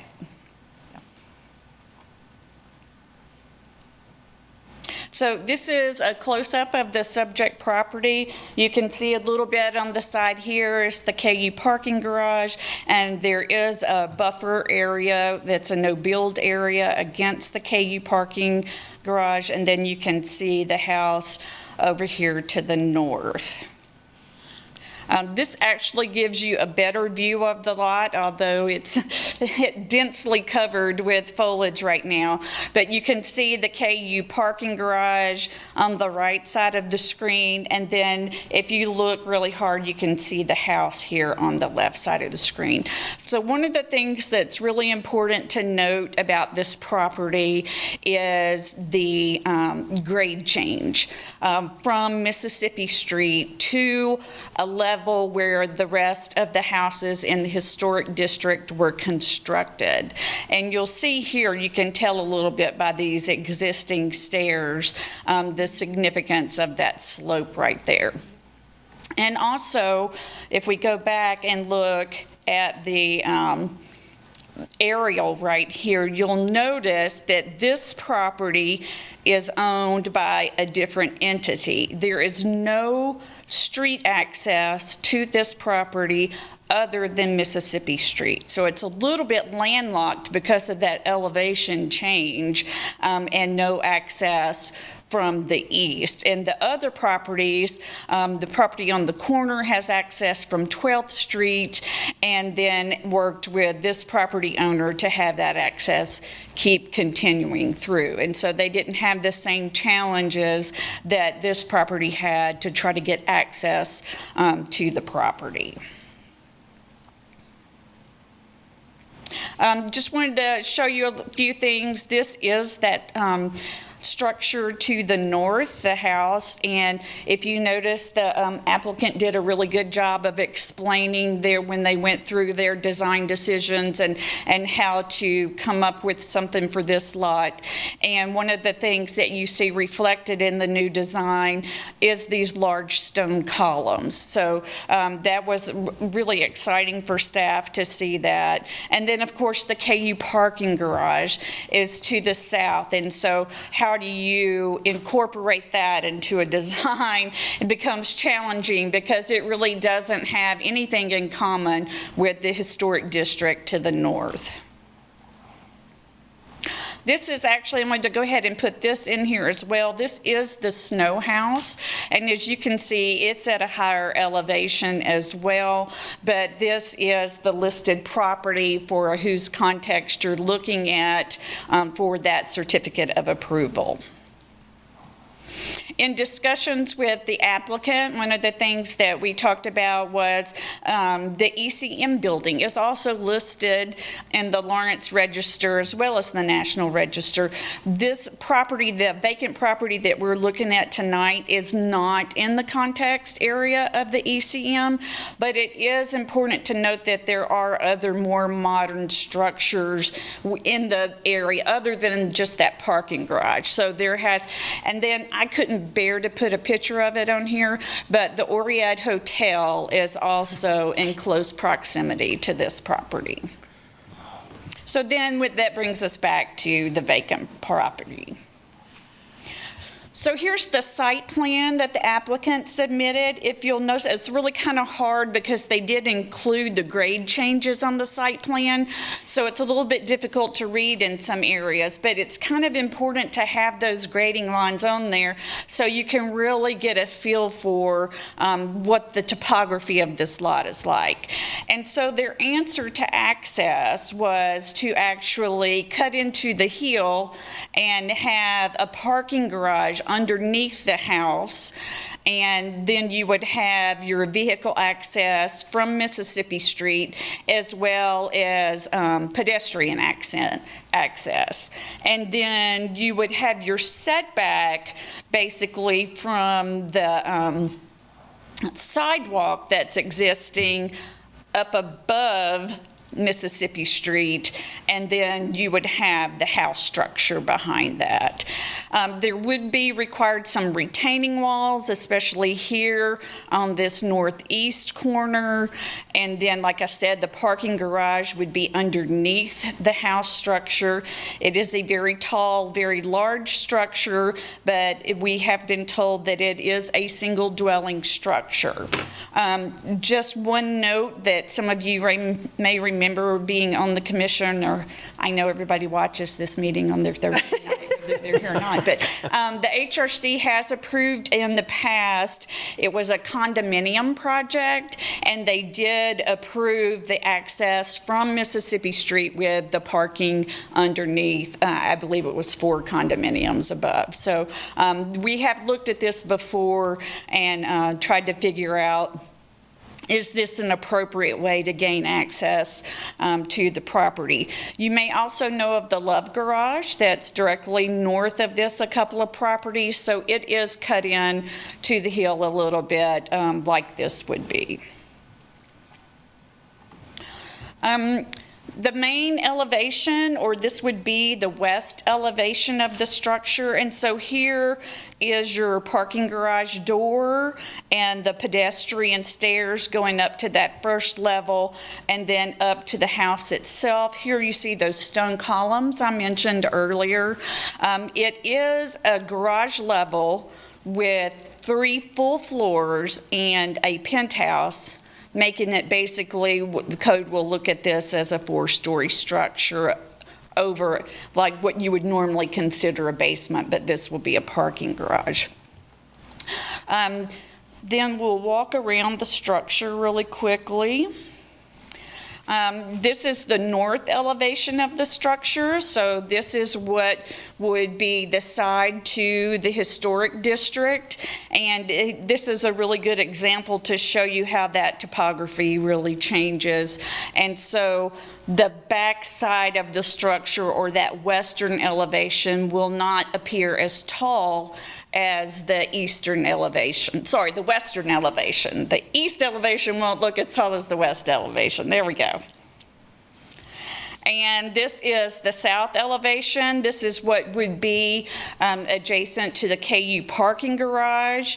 And when staff was reviewing this, it's a very simple elevation. There aren't a lot of punches in the elevation. The elevator shaft and stairwell is located on this elevation, and that seemed very appropriate since you have the parking garage adjacent to it. And then this is the rear of the structure. So if you're looking at the rear of the structures in the historic district and along this line, it's really very comparable to the size and the massing and the height of other structures in the area. Maybe a little bit bigger, a little bit taller, especially with the penthouse, and the open deck on that upper level. But you can tell from this elevation, it is really more in sync with what you would see in the rest of the neighborhood. So the applicant was nice enough to include some renderings for the project, and these are a little bit easier to read, I think, than the elevation drawings, because it gives you both the idea of what that topography is doing and then also the kind of scale and mass as it relates to this structure and itself, with the window openings and the door openings. So one of the things that staff was really excited is that even though this lower level of the structure, which would be the first grade above the parking garage, is a little bit set back under a kind of a porch area, it does have a really good detailed door entry with the steps leading up to it, so it really meets that sense of entry that we look for in compatible construction. There again, again, the architect has used some of the things that he found in the neighborhood to help try to make the structure more compatible. You can also see the pedestrian door that would be cut in to the hill, and then, like I said, the elevator and stair shaft on that south elevation adjacent to the parking garage. And this is showing the elevation, the north elevation that would be toward or almost in the historic district. And so again, you can see some of those common materials that are used in the historic district. It is a very modern building, but neither the Secretary of the Interior standards or Chapter 22 really discourage modern design for infill. They support that as long as it's compatible. The ORIA design guidelines are just a little bit different because they get into some really specific guidelines that you need to meet for new construction. And so when staff was taking this project all the way through, there were guidelines that this doesn't meet, and even with the Secretary of the Interior's standards, as well as those standards and guidelines in Chapter 22, that overall height when you're looking at it from Mississippi Street and even from the first level of the building is really much larger than anything in the historic district or the context area. There's some architectural dialogue between the listed property and the context area, but there are just some little things that staff was of the opinion that maybe if we could work on just a little bit at the Architectural Review Committee. I don't think we're going to be able to shrink the size and mass of it, but there may be some detailing that we can do that would mitigate the overall size and mass of the structure. And then again, just to show you that rear elevation, and here's the retaining wall and how simple this is and how well it blends in with the rest of the structures in the historic district. And then just a couple of more drawings to just kind of give you the overall feel of the height and the mass of the structure. One of the things that was challenging for staff was the very large deck that is on the 4th floor. That is atypical for the historic district. It's atypical for the ORIAD Design Overlay District, and doesn't really meet any of the standards in Chapter 22.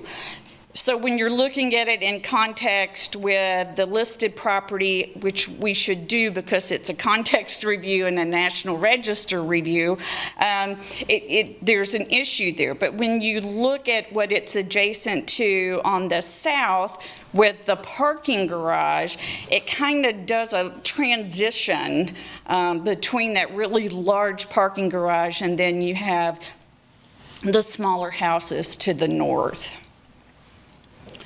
This is showing that what will be adjacent to the parking garage.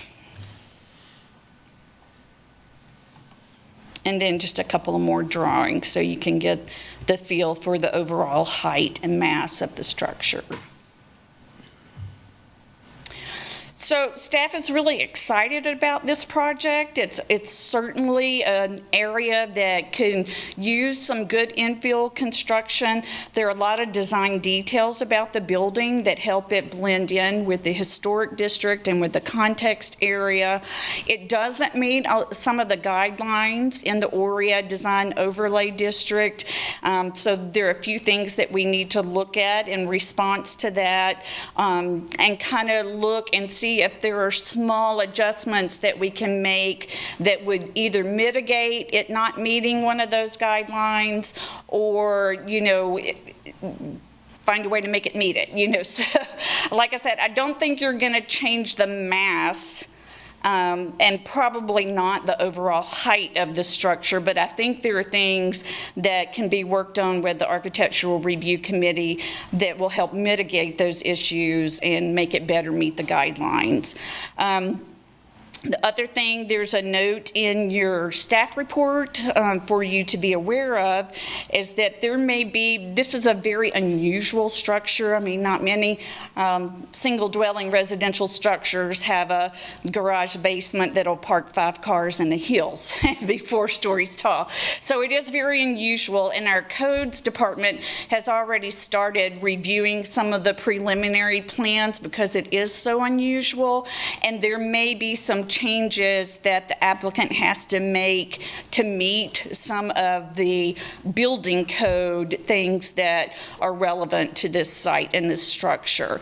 And so staff, this is a little unique, but staff was thinking that maybe if we could have the plans reviewer who actually does the building code review sit in with the architectural review committee, that maybe when we make some of these small adjustments to help it better meet the standards and guidelines, we can also make sure that everything that we're asking them to do would meet building code, so they don't have to go back and forth between what the HRC is asking them to do and what building code is asking them to do.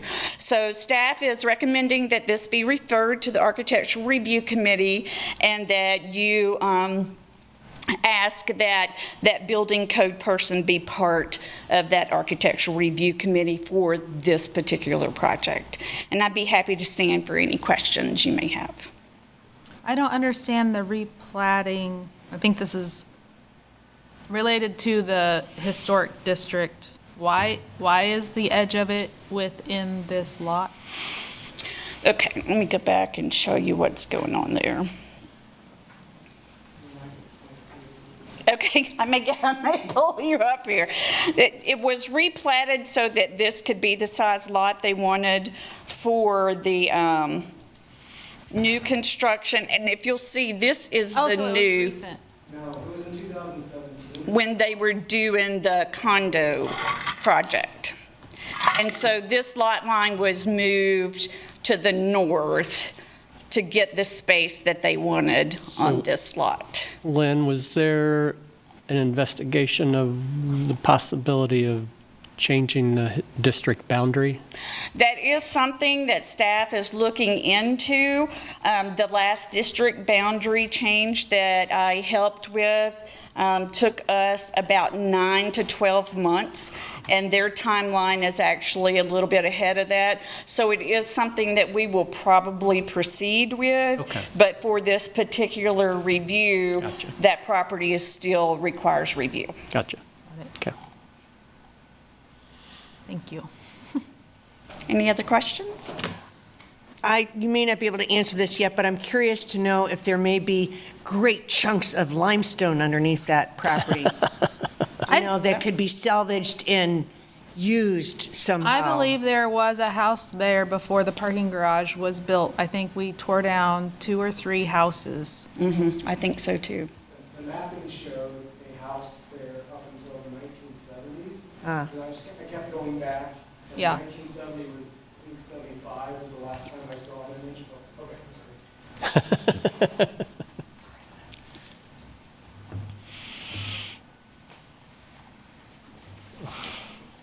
Lynn, thank you for the introduction to the project.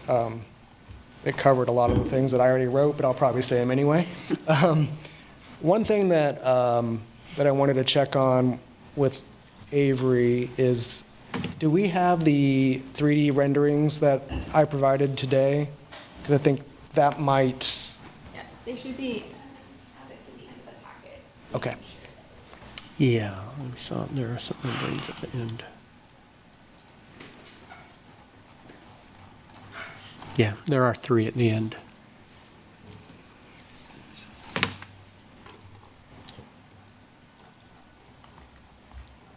Yep.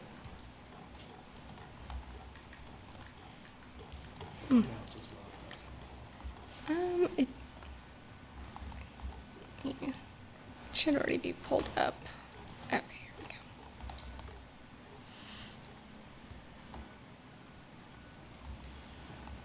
Is it after the other homes, the other Italianate Yes, residents? it's Now it's downloading. third, Okay. third from the end. Third from the end, 2-story frame.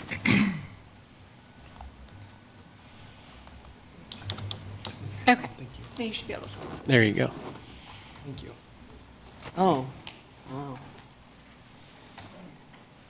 Hello, everybody. I'm Jared Hoke of Hokeley Architects, and I'm excited about this project as well. So I guess let's get into it a little bit. I think that from the recommendation of another architect in town to provide this kind of context rendering, this really shows the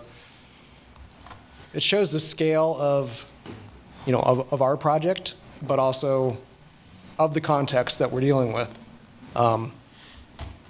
So 1218 Mississippi Street is a unique property due to many factors. Firstly, the property is situated where many building styles and scales converge. It is at the southern edge of the Hancock Historic District. To the north and east are turn-of-the-century homes and the ECM, a modernist landmark structure built in 1960. The 50-foot-plus tall Mississippi Street parking garage is adjacent to the south, and the University of Kansas Booth Memorial Football Stadium and practice fields are located to the west across Mississippi Street. Secondly, the proposed Gateway District development on the west side of Mississippi Street will alter the scale of the neighborhood by introducing large contemporary structures adjacent to the Hancock Historic District. Lastly, the topographic conditions of the area create a unique situation where the sidewalk and property are vertically separated from the street level by approximately 10 feet. My desire to bridge these varying conditions guided the design approach of the home. The goal of the design is to create a transition from the university scale of the KU parking garage to the residential scale of the homes in the Hancock Historic District, and to be compatible with both the residential fabric and the evolving conditions of the greater context area. The house is organized so that it may step down in height as it moves from the structured parking to the residential uses. The tallest portion of the house, a brick-clad stair and elevator structure, is intentionally placed on the south side of the home to counter the height, bulk, and scale of the parking garage. The structure is also set back from the front facade to provide relief and reduce its impact on the street and sidewalk.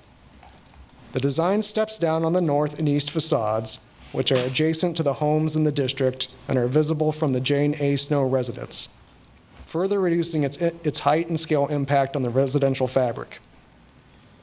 The design continues to decrease in the scale at the north facade through the use of a window bay, mirroring a feature that is present on the south facade of the adjacent home at 1208 Mississippi Street. And in regard to the building width, the modulated street facade is 58 feet wide, comparable to the structure at 1200 Mississippi Street of 52 feet wide, and it steps back from the street and sidewalk to reduce its perceived mass. The home's design is a contemporary interpretation of the Italianate style. While not prevalent among the dozen homes in the Hancock Historic District, the style is commonly found throughout the Oriad neighborhood. The goal of the design is not to replicate or mimic a historic style, but to draw inspiration from it to create a contemporary design that is compatible and sensitive to the surrounding homes in the Hancock Historic District. In doing so, the design celebrates our city's evolving architectural spirit while respecting the character of the historic district. The building footprint is comparable to the typical Italian layout: one primary rectangular mass with a protuberance to one or both sides, and window bays on multiple sides. The front of the home has a rhythm of windows that break up the mass of the facade and maximize views of the KU Memorial Stadium, Potter Lake, and the Campanile. The north and east facades, which will be more visible from the historic district, are composed of smaller individual windows to reflect the patterns found on homes within the historic district. The roof design is inspired by Italianate homes, characterized by large overhangs, wraparound porches, and thin fascias. Additionally, the horizontal roof lines draw inspiration from the ECM building. Roof decks are enclosed with transparent glass guardrails to reduce their visual impact from the street and neighboring properties. The primary exterior materials for the project will be stone, brick, and 6-inch wood siding, which are commonly found throughout the Hancock Historic District. Due to the vertical separation between the street and sidewalk, Many of the homes present their rear faces to Mississippi Street.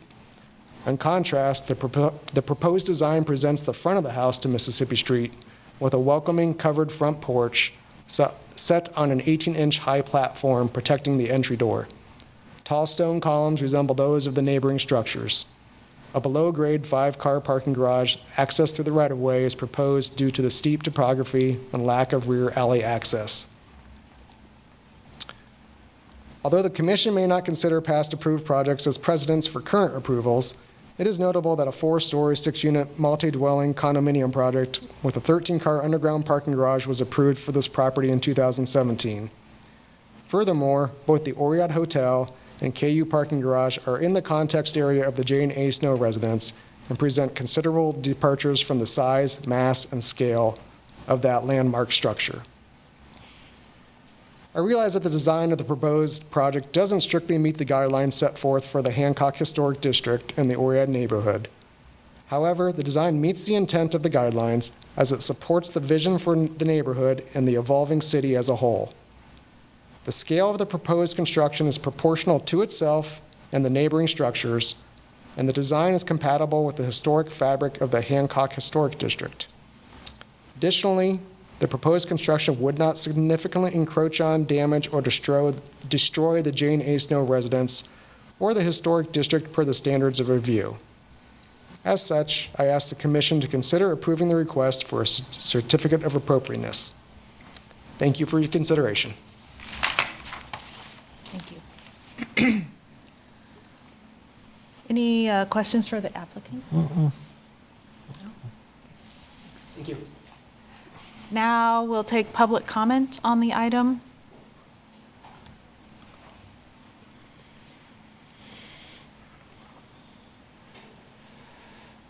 Okay, we see none.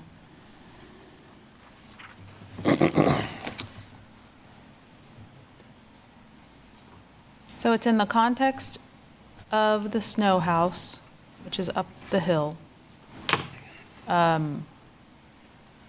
and next to the parking garage, and partially in the historic district, but we think that boundary will be redrawn to follow the lot line that was moved in 2018.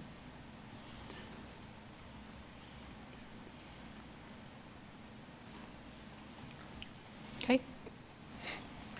And originally, it was a 2.5-story house on this lot.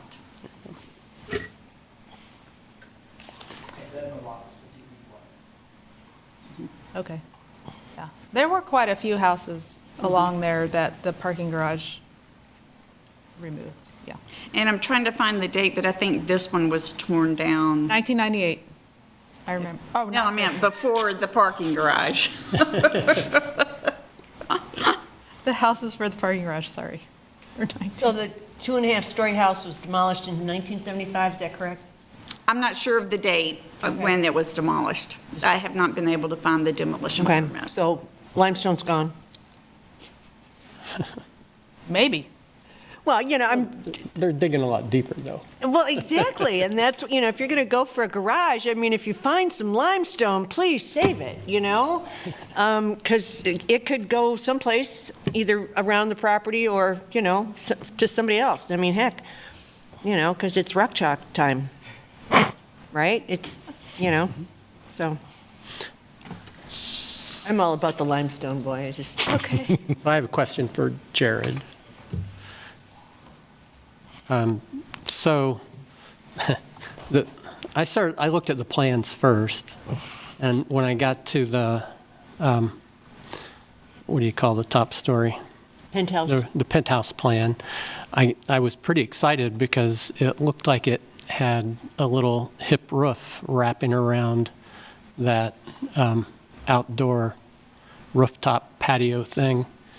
Because it has all the hip lines shown. And then I zoomed in and it was like, oh, that's an 1/8 of an inch or a 1/4 inch per foot. So it's not. It's very shallow. It's very yes. shallow. So one of the items on the list, I think, from staff was talking about the rooftop patio and I'm curious if you explored some other options. So I understand the areas that are the patio and you have a flat surface to walk on, but the overhangs that are beyond the guardrails don't have to be flat. Did you explore some options of potentially pitching that overhang?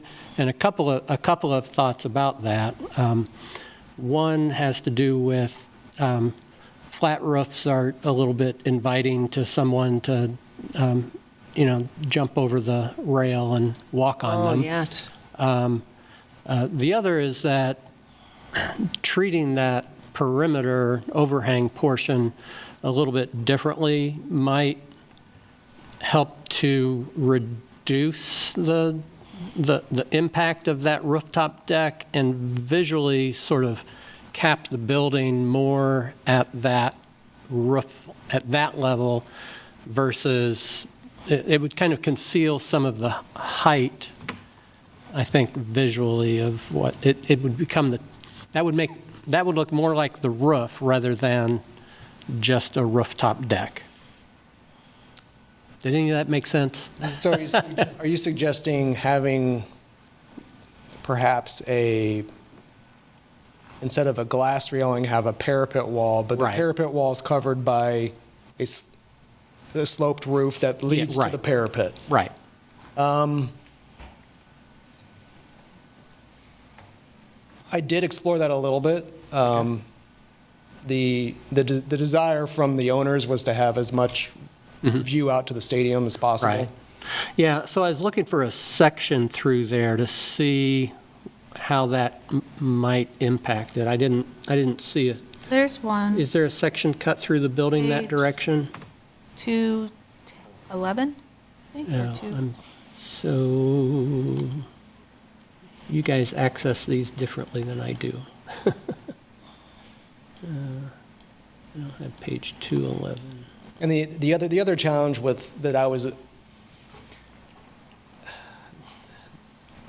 that I was kind of experiencing doing that was by increasing the pitch of that roof in order to get to the rooftop deck. It means you would have to raise the rooftop deck, which then continues to increase the height. Well, no, I'm thinking that the rooftop deck is still down at its same height. That pitched roof is, basically it's cutting into the roof to create that. I don't know. But there is, on the Italianate style, there is a kind of a hybrid where you still have the railing and you have a sloped portion of the deck extend out. Right, yeah. Well, so it's not a full rail height thing. It's, Right. It's, yeah. Well, yeah, details.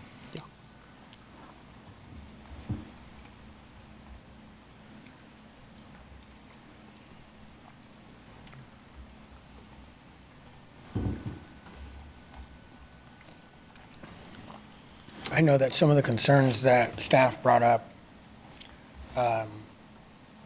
involving, it's a very interesting place because it's between a 100-year-old two-story house and a 50-foot tall parking garage with that like a stairwell tower right at the corner there goes up another 60 feet. And I appreciate you including the rendering that showed it in the context of those. I think in the context of the Jane Snow house, they're very different in the street that they're facing. I think that having that large open deck doesn't really fit the style, but it's also going to be in the shadow of the Oriat Hotel that has a very similar thing where it has that wraparound deck. I'm thinking about this in context of the fact that it's across the street from the stadium and the practice fields, as well as there's the planned Gateway District that's going to, I think, replace those practice fields with like some 2 or 3, maybe 4-story buildings. So it doesn't seem that large or even really that out of place to me as it's currently proposed. I agree. I don't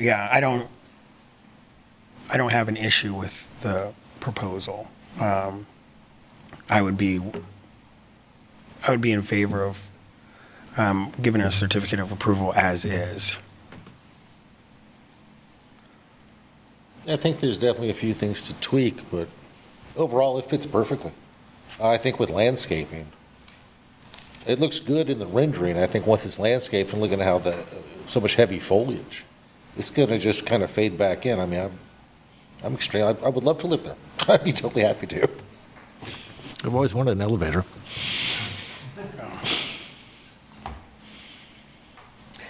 I guess for me, I too appreciate this three-building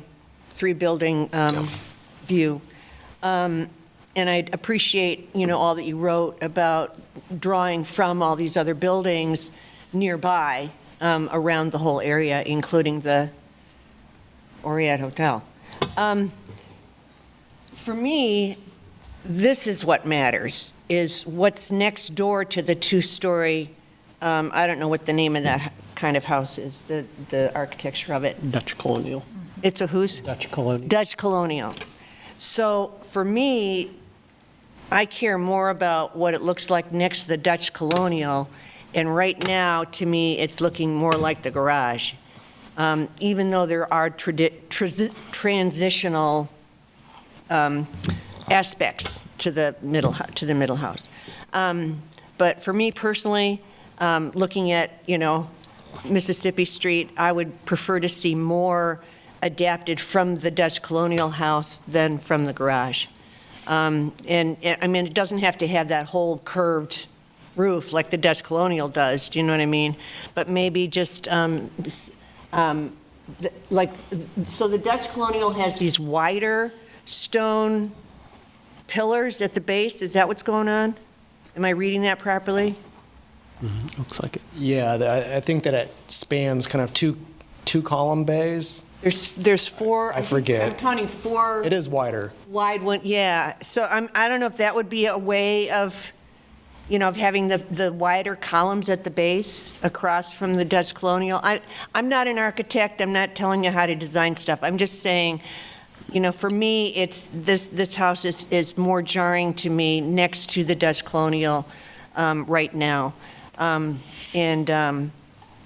Because of the current house, the rectangles, the squareness, the et cetera, it's reading parking garage to me. Yeah, it's like, let's go get some friends to park at Yes. the parking garage and come on over and stay overnight.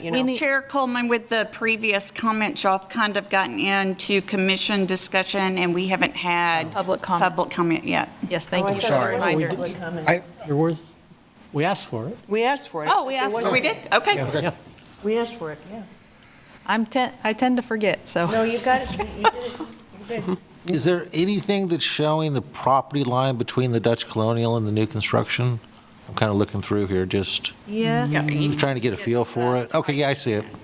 So is it your intent to keep most of the existing trees, separating the two structures? Is it possible? I'm not seeing necessarily where the tree versus the... I would say it's mostly impossible because the new property line has a sewer easement. Okay. So we have to move the sanitary sewer 25 feet to the north to go into this new easement. I would love to keep them because they're doing such a good job at screening from the streets. The good thing is that there will be a budget for landscaping with this project, and we'll be able to get large trees in at the beginning. I think that will help with the visual difference between Yeah, I mean, that would quite help. a bit. Exactly, right. And am I allowed to respond to a previous? And I just wanted to respond.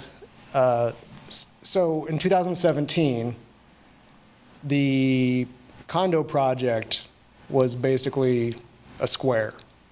It was, I think, 39 feet. It was tall to the parapet, but it had no modulation. And that was right next to this 2.5-story structure that you're speaking of.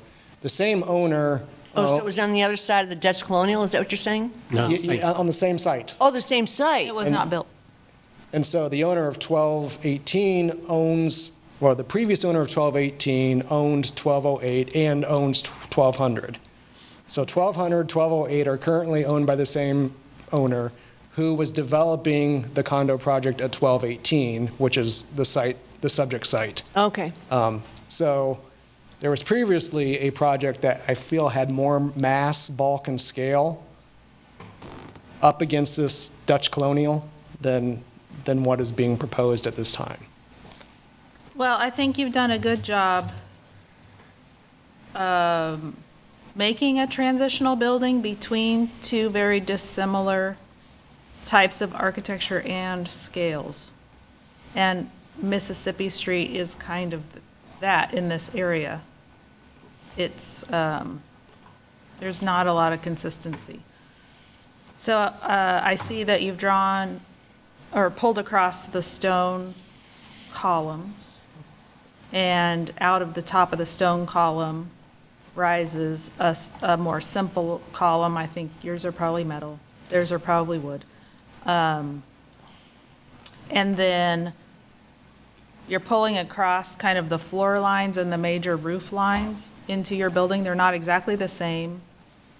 They're taller, but they do relate more to that, I think, than the parking garage, but you are stepping up to the parking garage. So I see the logic there, and I think it would be, I don't know, would it be better to have a Dutch colonial style building here? I don't think so. No, I'm not That's- saying that, yeah, Yeah. but just, yeah. It's again, aesthetic differences of the transition.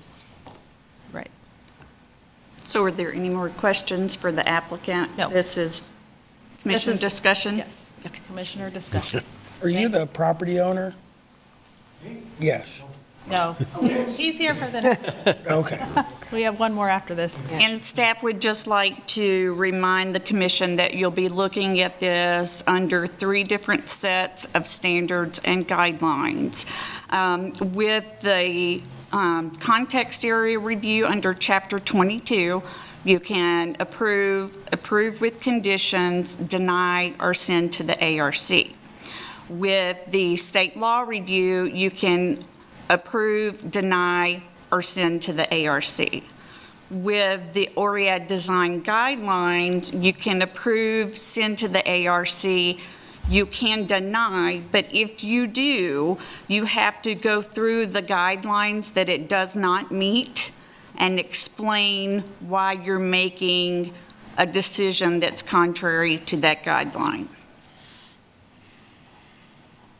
Does that make sense? Yes, if we deny it. If you deny it.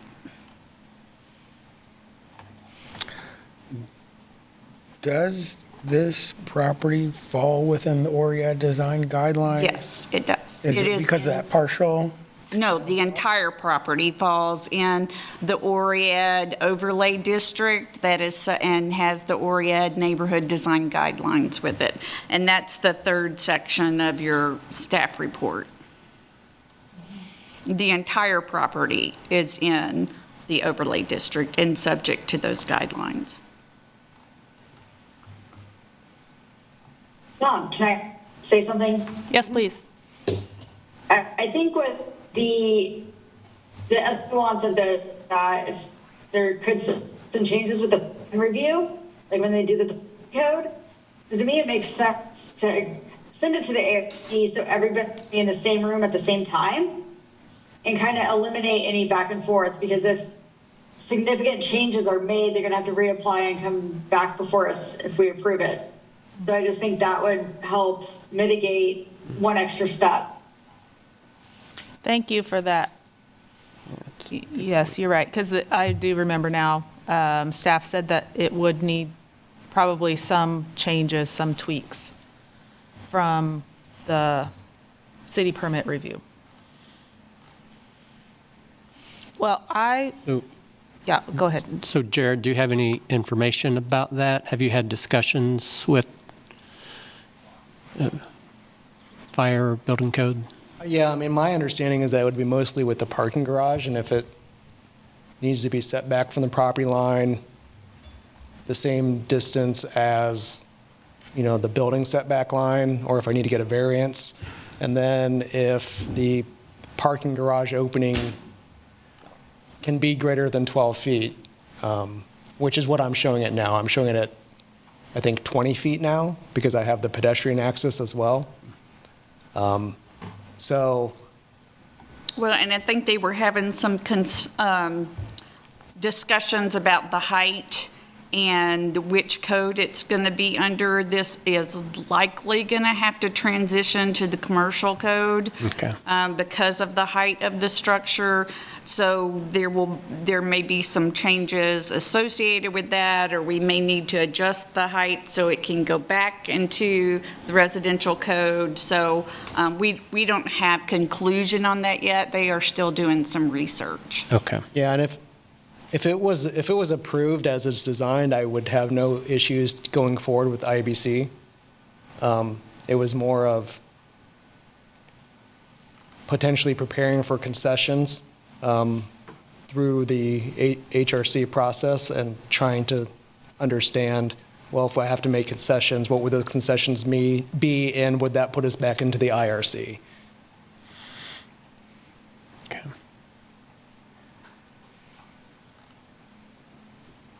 And I guess from my standpoint, I'd rather have another pre-application meeting with the city staff from planning, building department, fire and safety, MSO, than to go through design review, and then go through an administrative HRC review process for whatever changes have to be made.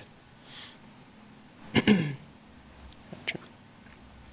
Well, and that's if they could be administrative. That's if they- yes. They might have to come back to the commission, Right. depending on the change. Yeah. Okay. Thank you. Yes, thank you.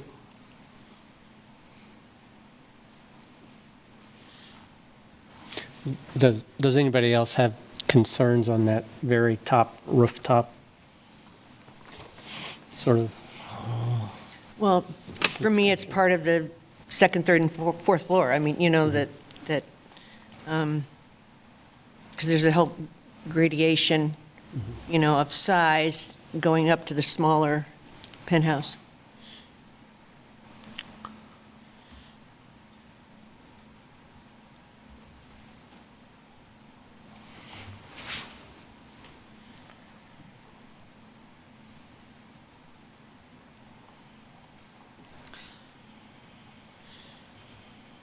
Does anyone feel compelled to make a motion?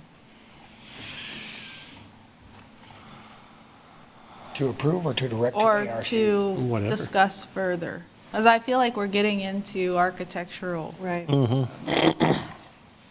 I could go either way, to approve or send it to ARC, honestly.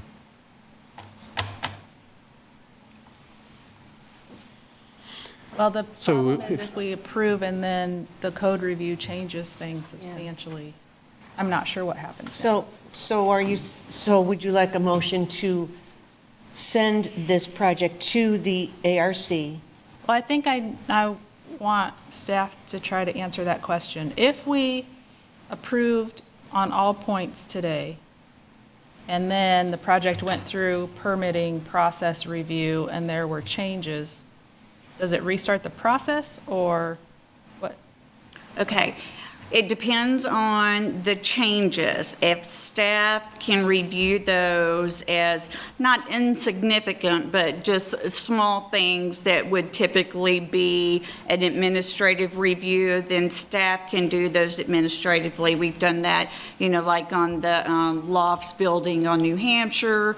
But if you remember, we've had some over in the 8th and Penn district where those little changes start to really change the building, and then we make them come back to the HRC. So it depends on the scale of the changes.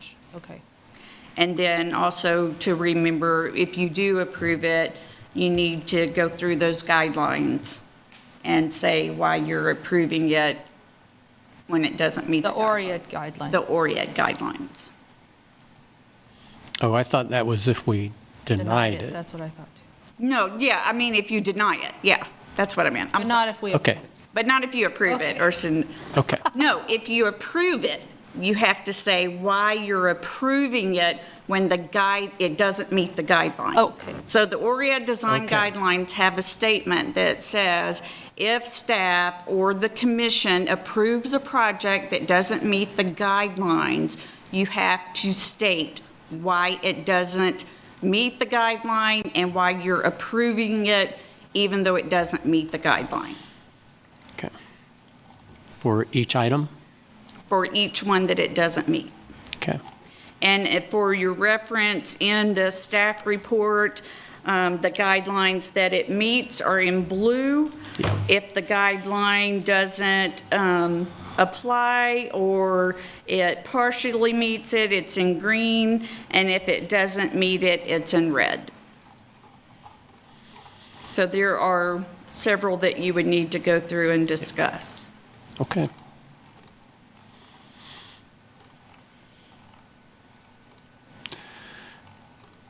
So, And then with Chapter 22 review, you would want to talk about, in your motion or discussion, why it's appropriate to have a roof form that is not in the context area. Remember, it's about the context area, not about the parking garage or across the street or what's being built. It's about what's in that context area today versus what was in it historically and what things are the same that you're looking to try to continue.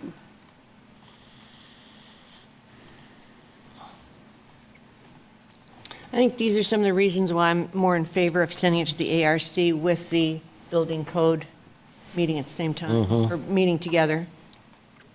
I think so, too. And one of the things we typically do when it goes to ARC and it's coming back to you, staff or the ARC also has a report that says it doesn't meet this guideline, but it's mitigated by X, and here's why. So you usually have that information before you when it's coming back from ARC. okay. Or sometimes in a staff report, you'll see that additional information. It doesn't meet the height, but this is mitigated by the architectural detail of X.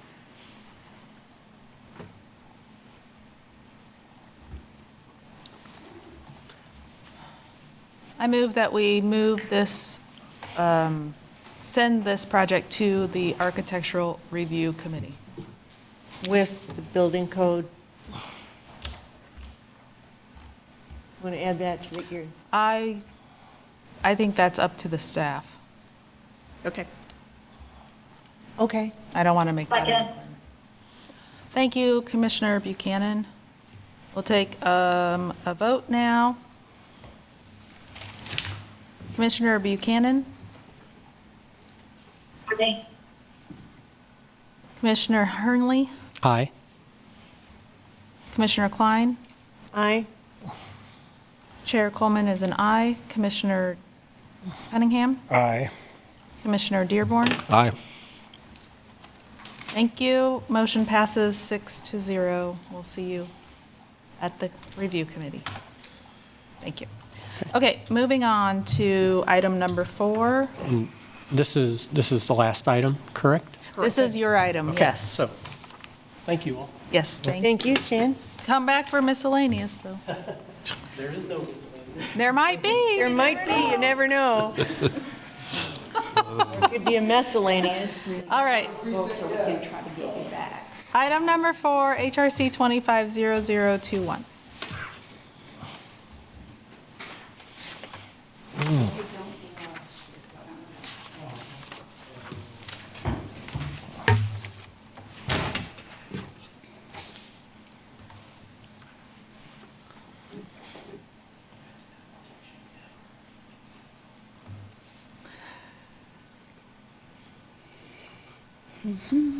Well, I don't think we want to see Avery's.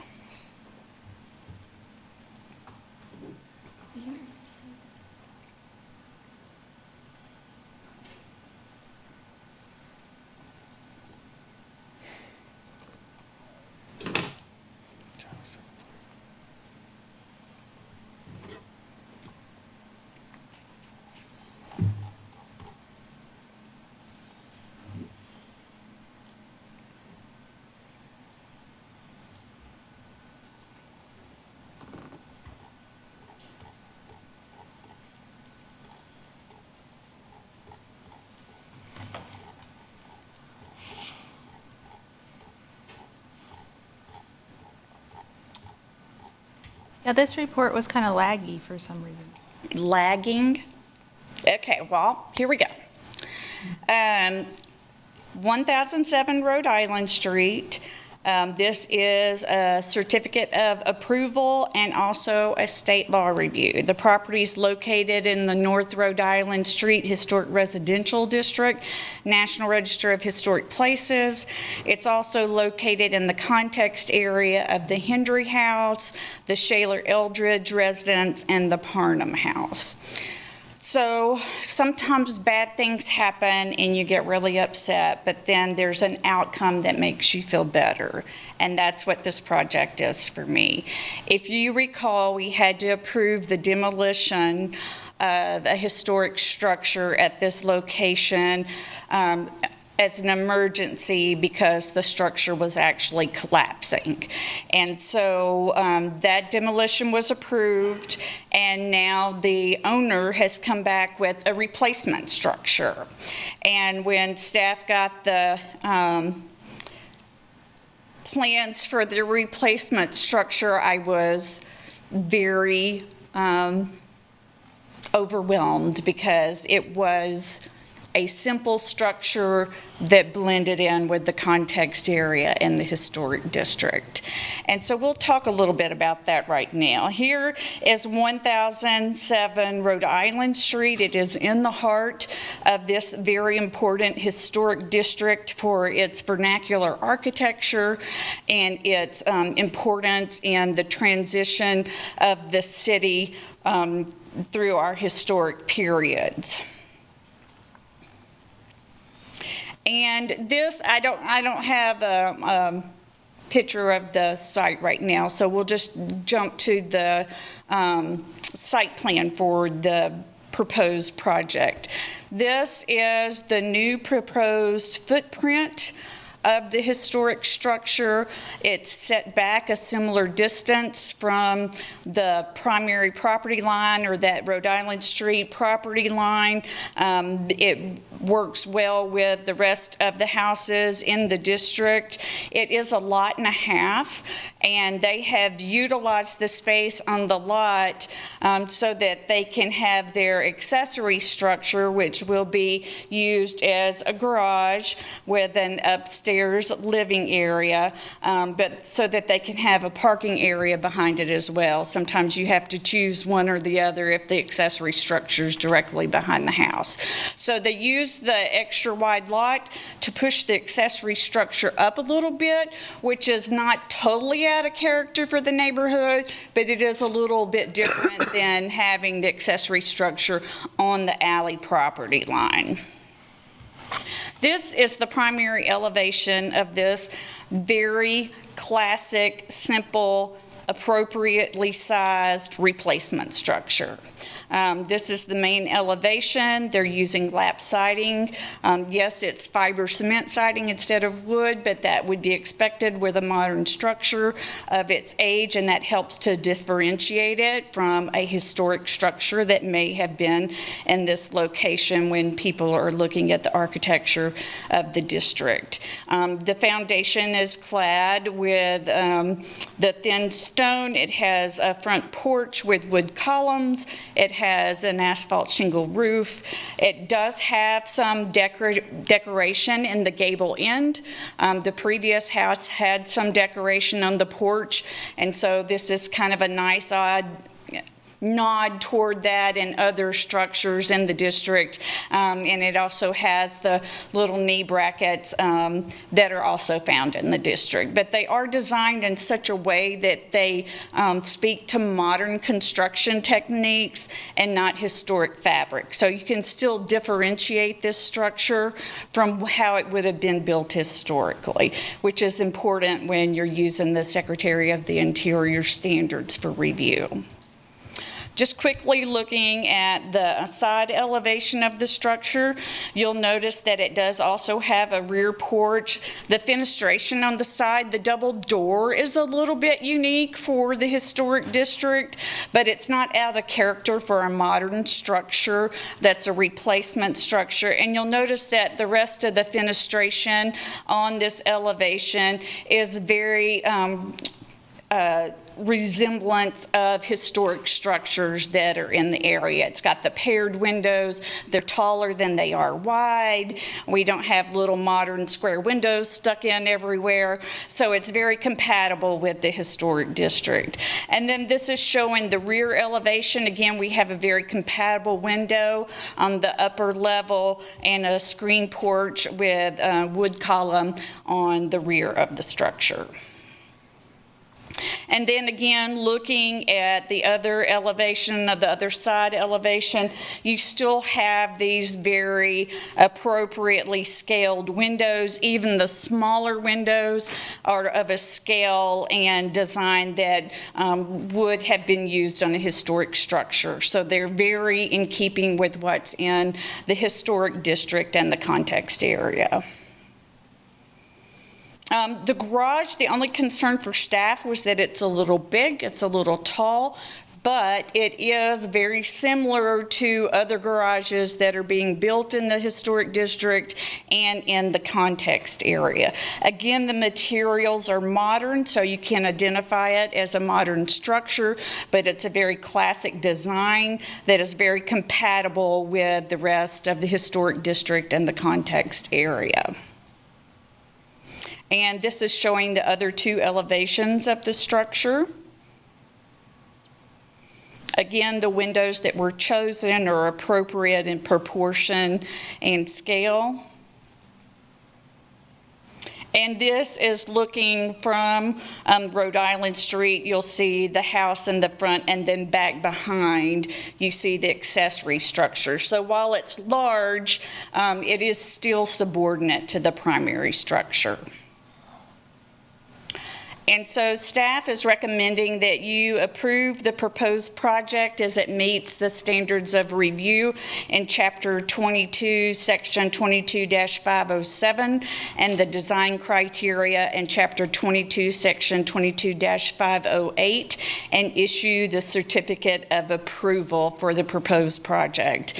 In addition, staff is recommending that in accordance with the Secretary of the Interior standards, the standards of evaluation, that you approve the project and make the determination that the project does not damage or destroy any historic property included in the National Register of Historic Places or the State Register of Historic Places. And I'd be happy to stand for any questions you may have.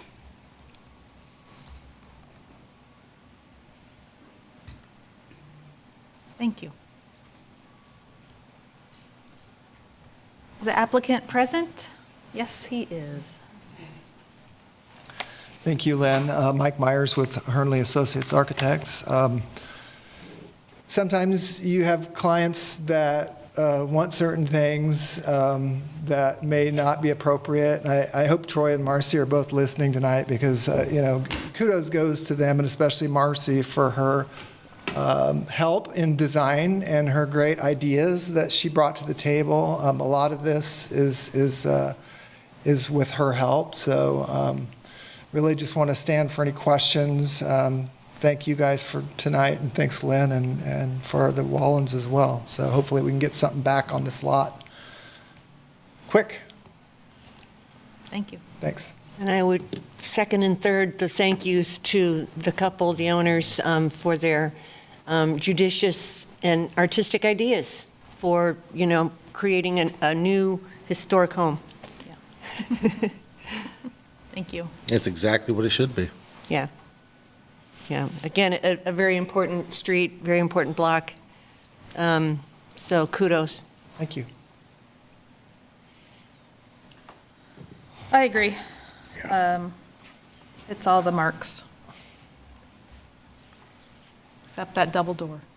No, I'm just kidding. Well, okay, so any other questions for the applicant? All right, it's time for public comment. Should there be any?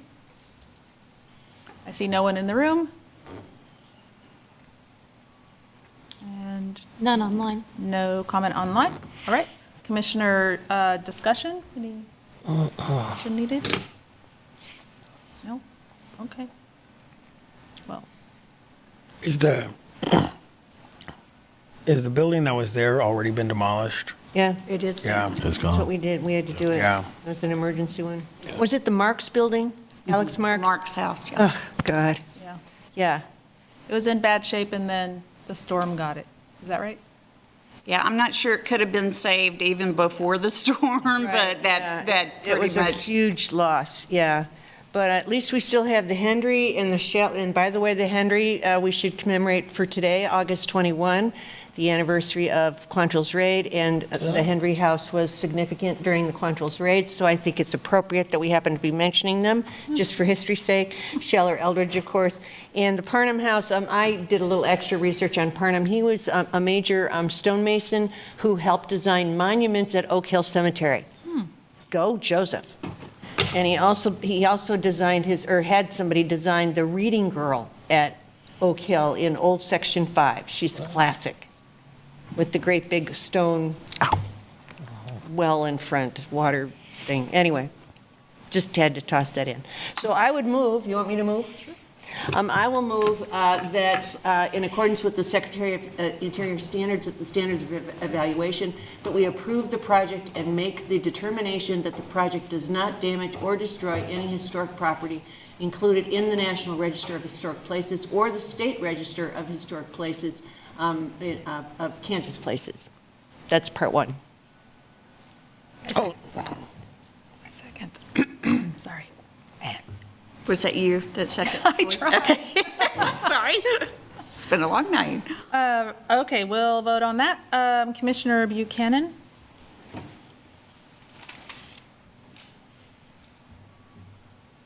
Aye.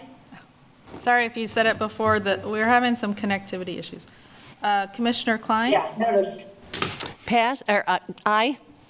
And Chair Coleman is an aye. Commissioner Cunningham? Aye. Commissioner Dearborn? Aye. Excellent. That motion passes 5-0. And the second motion, let's find that the proposed project meets the standards of review in Chapter 22, Section 22507, and the design criteria in Chapter 22, Section 2508, and issue the certificate of approval for the proposed project. Second. Thank you. Commissioner Buchanan? Aye. I heard an aye. Okay, thank you. Commissioner Klein? Aye. Chair Coleman is an aye. Commissioner Cunningham? Aye. Commissioner Dearborn? Aye. Excellent, thank you very much. Sorry I had to sit through everything yesterday. Yeah, sorry for the length of the sitting. Always. Okay, item number 5 of the public hearing items is deferred. So Second we'll that. move on to miscellaneous items. Staff does not have any Oh. miscellaneous items. Stan is free then. I'm ready. Wonderful. Then I move that we adjourn. Second. Thank you.